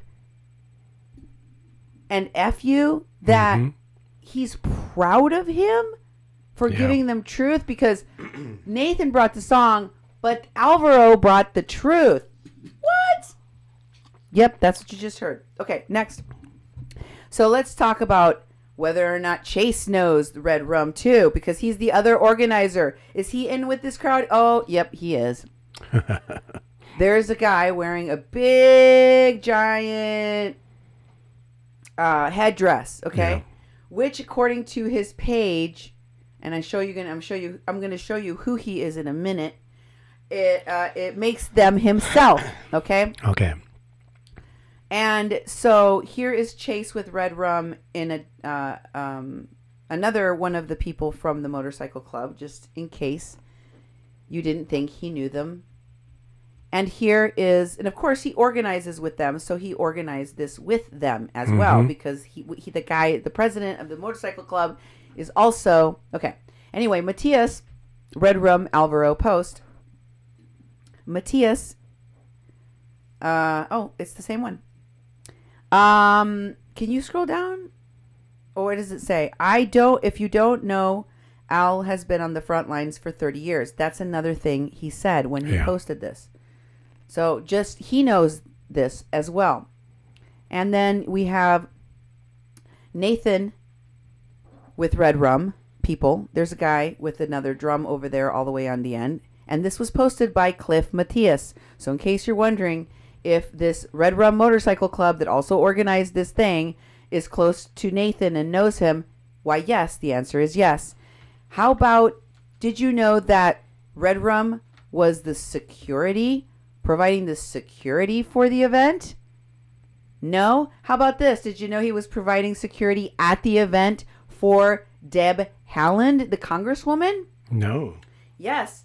Red Rum was also, and this is the guy that was wearing that big headdress in the picture that you can see right next to Deb Haaland. Yeah. His name is Nova Saigo, and he is with Michael Mitchum, okay? It says Red Rum MC security escort for Congresswoman Deb Haaland. And if it looks like they might just be walking sort of in her vicinity or behind her, here is Red Rum with Deb Haaland. She's in the picture, right? Yeah. Congresswoman Deb Haaland, Red Rum Motorcycle Club, Indigenous Peoples Movement. And they represent both. The Red Rum people are part of the Indigenous Peoples Movement. They organized the Indigenous Peoples March, and they were also the security detail for Deb Haaland. The Congresswoman that in the article that I shared with you from Indian Times, where people are losing their minds over what happened to Nathan, was tweeting about and defending Nathan, saying that it was pretty disheartening, and I think she might have used even the word disgusting, what these kids did. So we have Deb Haaland here from another angle with more of these motorcycle club people, and it says, and this is posted by Cliff Matthias, Red Rum personal security detail for Congresswoman Deb Haaland. And it tags her for Congress. Red Rum Motorcycle Club is tagged, and Indigenous Peoples Movement is also tagged. Okay? And finally, I want you to see from the Congresswoman Deb Haaland's Facebook page how she was posting about and talked about in the media on MSNBC the Native American story where, Nathan Phillips was, according to people, mocked. This was on her page. And if you scroll down a little bit more, oh, no.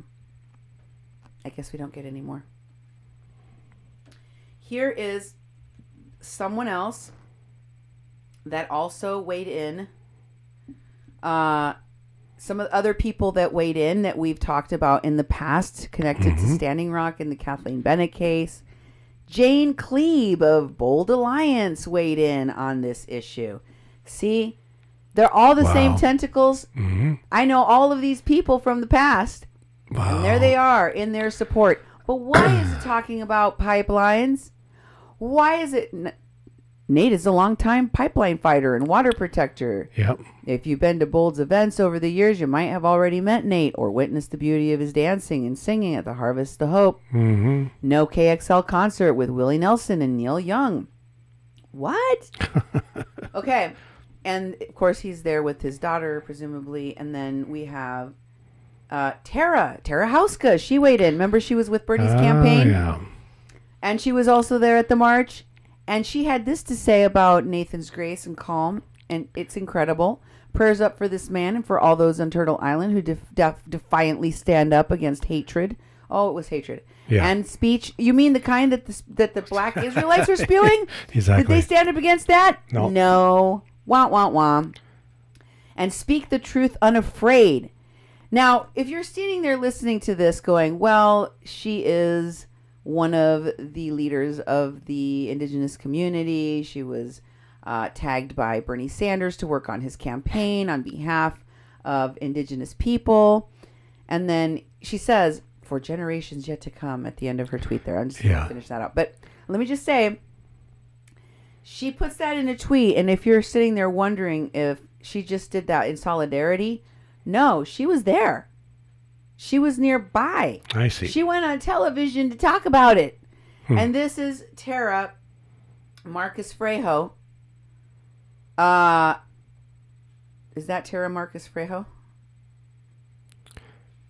That's what I got for it. Okay. Oh, there's Marcus Frejo. So Tara says, in response to something Samantha said about her going on television and saying that she was so terrified of what might happen in the situation she was witnessing, she had to go somewhere else. She had to ask for an escort, a security escort, to get her away from there. Wow. That's what she said. And I believe that Samantha Magdaleno, somebody that watches the show, had posted that she thought that that was cowardly of Tara to have done, to have left a native elder in a situation where, if she thought it was so dangerous, why did she leave, kind of a thing, right? But I mean, we know that it wasn't really dangerous. It was, you know, all of these people are hyping it up. So lest you think Tara was just innocently in solidarity standing with this guy, no, she was there as a witness. And what she said about it is this. She says, "Oh, Samantha, I don't engage with crabs in a bucket, especially not one so hell-bent on attacking native people she deems unfit. I also don't tell elders what to do. And checked in," meaning Tara Houska checked in before leaving with a friend. So the thing that Samantha was accusing her of, which was being a coward and leaving an elder in a situation she thought was dangerous, she's saying she checked in with Nathan before she left. And she chose to stay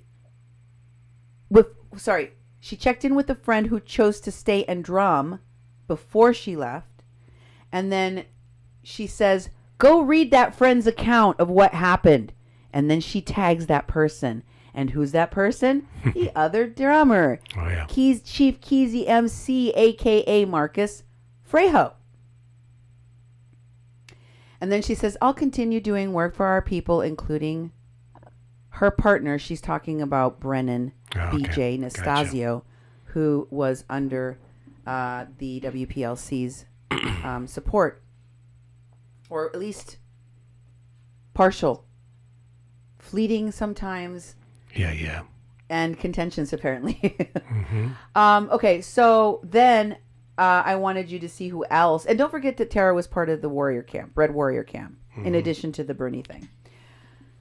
Here's digital smoke signals. And listen to this screed that he spews to include mentioning, without ever saying my name, this reporter and our station. And of course, this is the same guy that was just questioned by Homeland Security for 9 hours, right? He's saying it has been taking hours to watch all the videos from all angles on social media and cell phones as Nathan successfully stepped into the crowd with prayer to diffuse what could have been a different outcome. This short video also shows the man making what looks like gestures to his friends to also show the young man, to stop and pay attention. And he's talking about the young man that was standing directly in front of Nathan. And the clip that's attached to the video, which does show that young man turning around for just a second over his shoulder. Oh, yeah. Probably the only time that he did during the entire time that Nathan was drumming inches from his face.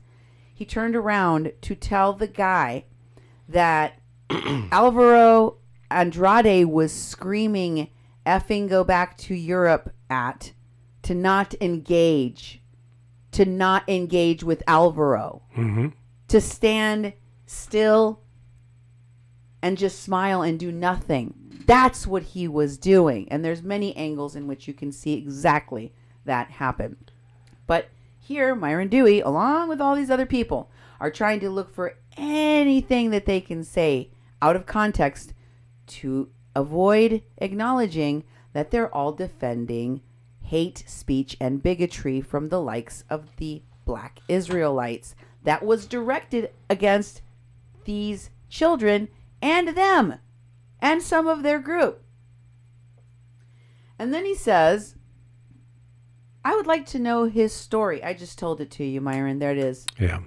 As well as he heard the heartbeat of Mother Earth next to his spirit, right next to his eardrum. I wonder if the kid's okay. The drum beat reminds us all of how close we are to life givers, keepers of the sacred water, our mothers. This is why it's so relaxing, calm, our spirit, soothing, spiritual, the drum and songs that have the reminder of being in the womb next to our mother heartbeat. Then he starts talking about something that doesn't make any sense. What he's trying to do, I'm going to translate for you now because he's crazy and this won't make sense to you, is he is trying to subtly discredit this station and my reporting, and not just about Nathan, but about him and about all of the actors and actresses and stunt doubles and opportunists and faux media platforms that in this giant network that they frequently move in together in these different campaigns to be exposed for what they are, for what they're doing. So he has to make sure and make you look somewhere else. Especially don't pay attention to this Fargo independent radio media, because they're bad. They've been weaponized. That media is weaponized. My reports are weapons. Just like MAGA hats, I guess. It says, I am reminded daily of the work I do with at-risk youth and for so many years in communities across Indian country as historical trauma trainer as well as a media trainer, creating healing solutions with youth using media. During Standing Rock and after Standing Rock, I have also seen media weaponized by local Fargo independent radio media. Hired photographers to take only pictures of trash at Sacred Stone and Ocheti, Sacco, and Camp. Hired propaganda media known as netizens was identified and documented at Standing Rock 2016 to 2019. The propaganda media was used to gaslight people's character, credibility, and without any accountability to date. To date. Okay. So anyway. Wow. This is all damage control and cleanup, and they're hoping that the spatter of this doesn't hit them. So they're trying to deflect. Indian problem, child excuses were supported in this one. Well, basically, the Indian problem, which of course you know is managed by Desiree Kane, a woman that is white passing and speaking on behalf of Indians for the first time and identifying as such for the first time since Standing Rock. Yeah. That pretend Indian is sharing a post about how these kids should not get a pass, as if anyone was asking for them to get any kind of passes. Yeah. Nobody is asking for them to get any passes. Not for being MAGA hat wearers, not for having done the tomahawk chop, not for whatever you think that they did. No, we're asking why Nathan was defending hate speech. We're asking why these other folks decided that they would go and drown out the chance these kids were trying to use to drown out hate speech. Why were you trying to stop them from doing that? Do you enjoy hate speech? Do you always defend hate speech? Yeah, really. Because that's really, really weird. And here is Justice Democrats weighing in as well. Wow. Remember, that's Jenk's organization over at TYT. And he said it's so deeply disgusting and painful. And also we have Red Rum's YouTube video And I'm going to show it to you really quick. I'm going as fast as I can, Duke. Here it is. I want you to pay attention to the pictures because there's a lot of AIM leadership, including Clyde Belcourt. Why don't you yell them out when you see them, Duke? All right. The people that you recognize in the pictures. All right. We're going to not have sound on this. Red Rum Motorcycle Club, Warriors for the People. Right. Music by Naco Bear. Naco Bear. He's another person we've talked about before. So for a lot of these are just you're going group fast. pictures. Oh, really fast. Oh, yeah. And I can call them out. I can sit there and look at them for a while. So a lot of there's Susan Susan Sarandon. Oh. There they are downtown. Mm-hmm. They've been shot. Red Rum MC welcomes you. Merry Christmas. They're on steps of some federal protest, right? Yep. Protect. Water is life. Water is life. They're with Buddhist monks. Buddhist monks. Now they're going down the road again. Mm-hmm. Going down a city street.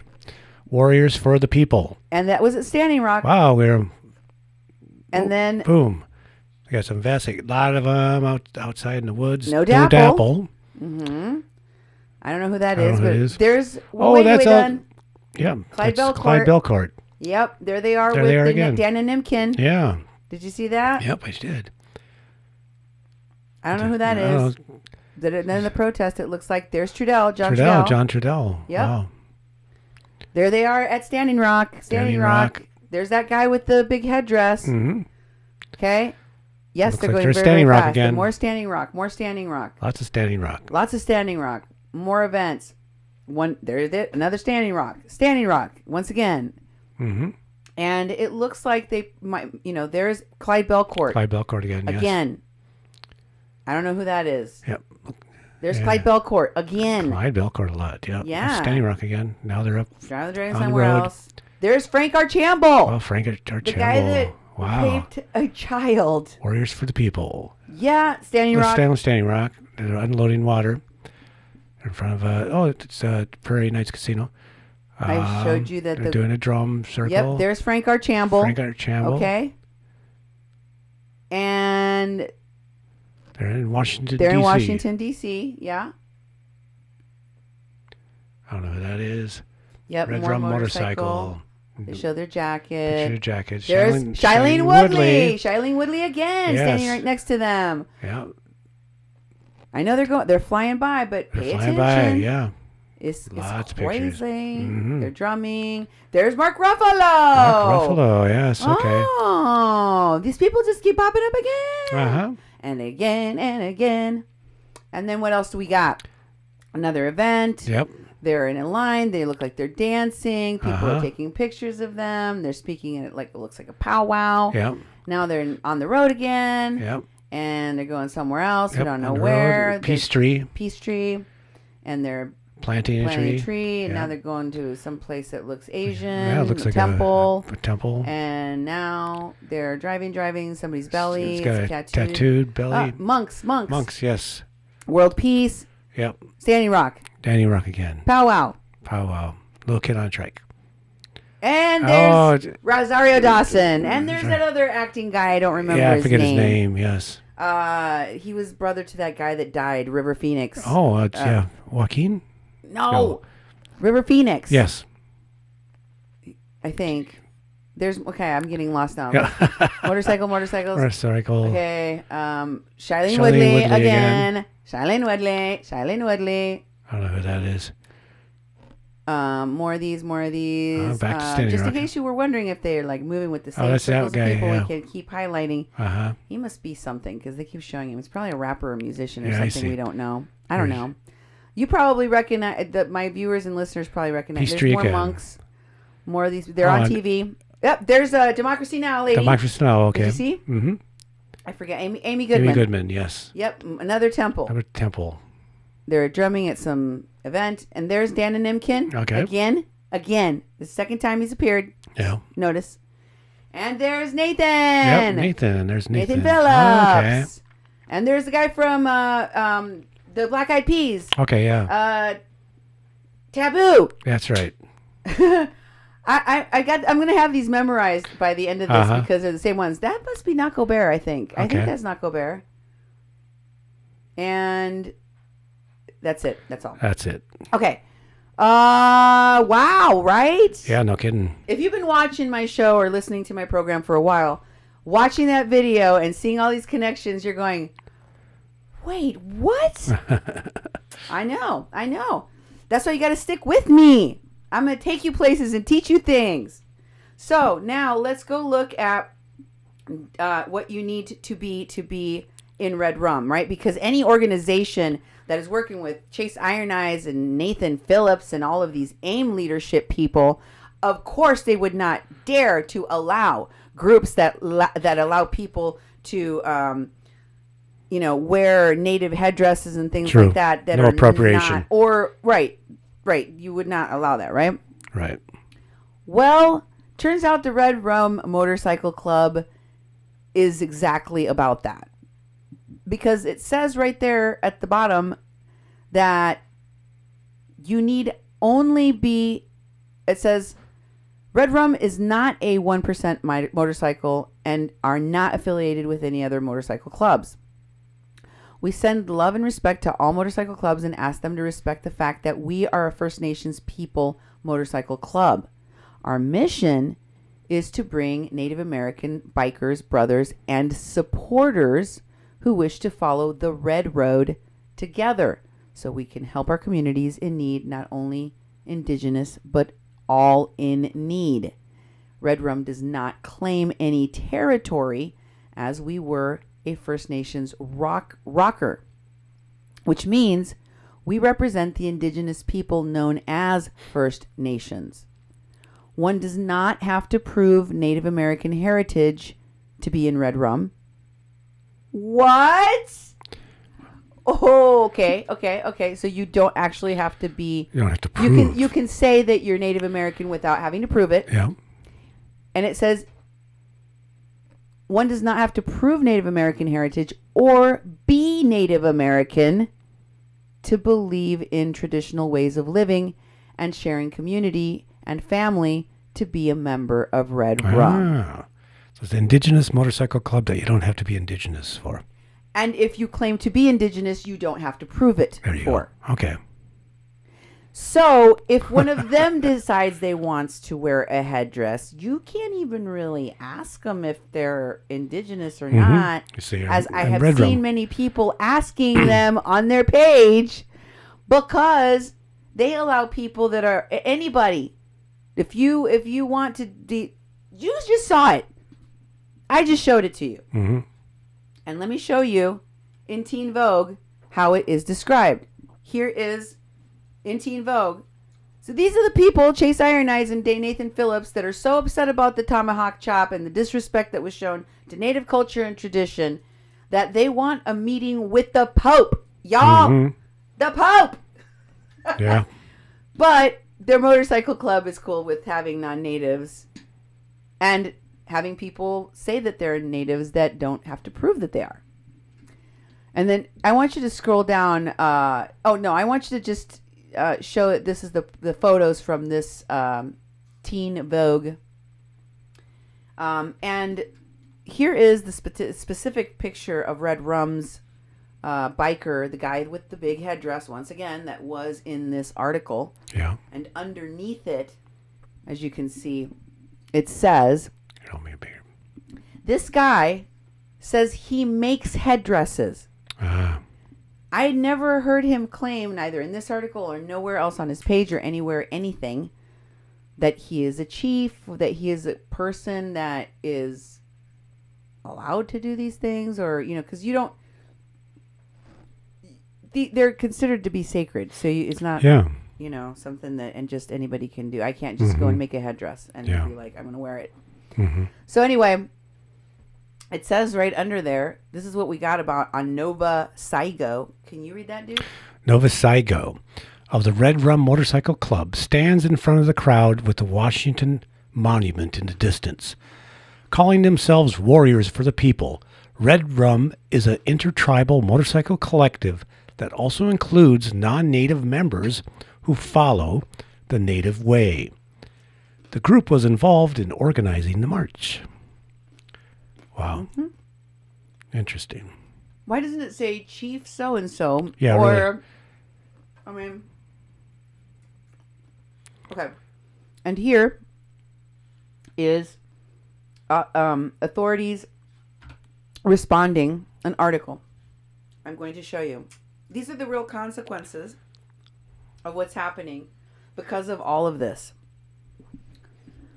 There was an investigation of a suspicious package at the diocese. Wow. Now, the threat has been found to not be anything that... Yeah, no danger found. Yeah, they didn't find any dangerous. They didn't find anything dangerous in the package. But this is what's going on now. This is the level of things. And you know, who knows if the package was left on purpose or not. Or if it was meant to be, you know, if it was meant to be left there so that people that looked at it were like, holy crap, we weren't expecting a package and it's not labeled, so it feels like a threat. Or if it was just like, you know, somebody dropped off a package and it just, the person that was supposed to tell someone that it was coming never told anyone. And it just kind of gave somebody an unnecessary scare. But this is what's happening as a result of lies, half-truths, mischaracterizations, all of the different things I have shown you tonight on my show that these folks have done deliberately, maliciously, repeatedly, even now that they've been caught, to try to shift back the rhetoric so that Nathan is still a martyr.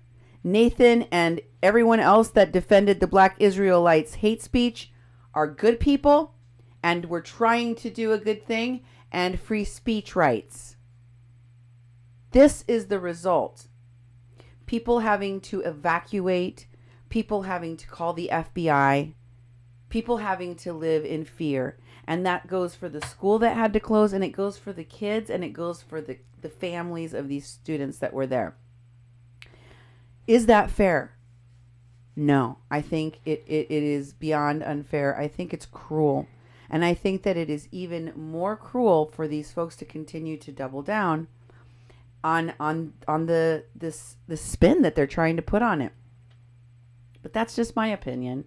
What's more important than what I think is, what do you think?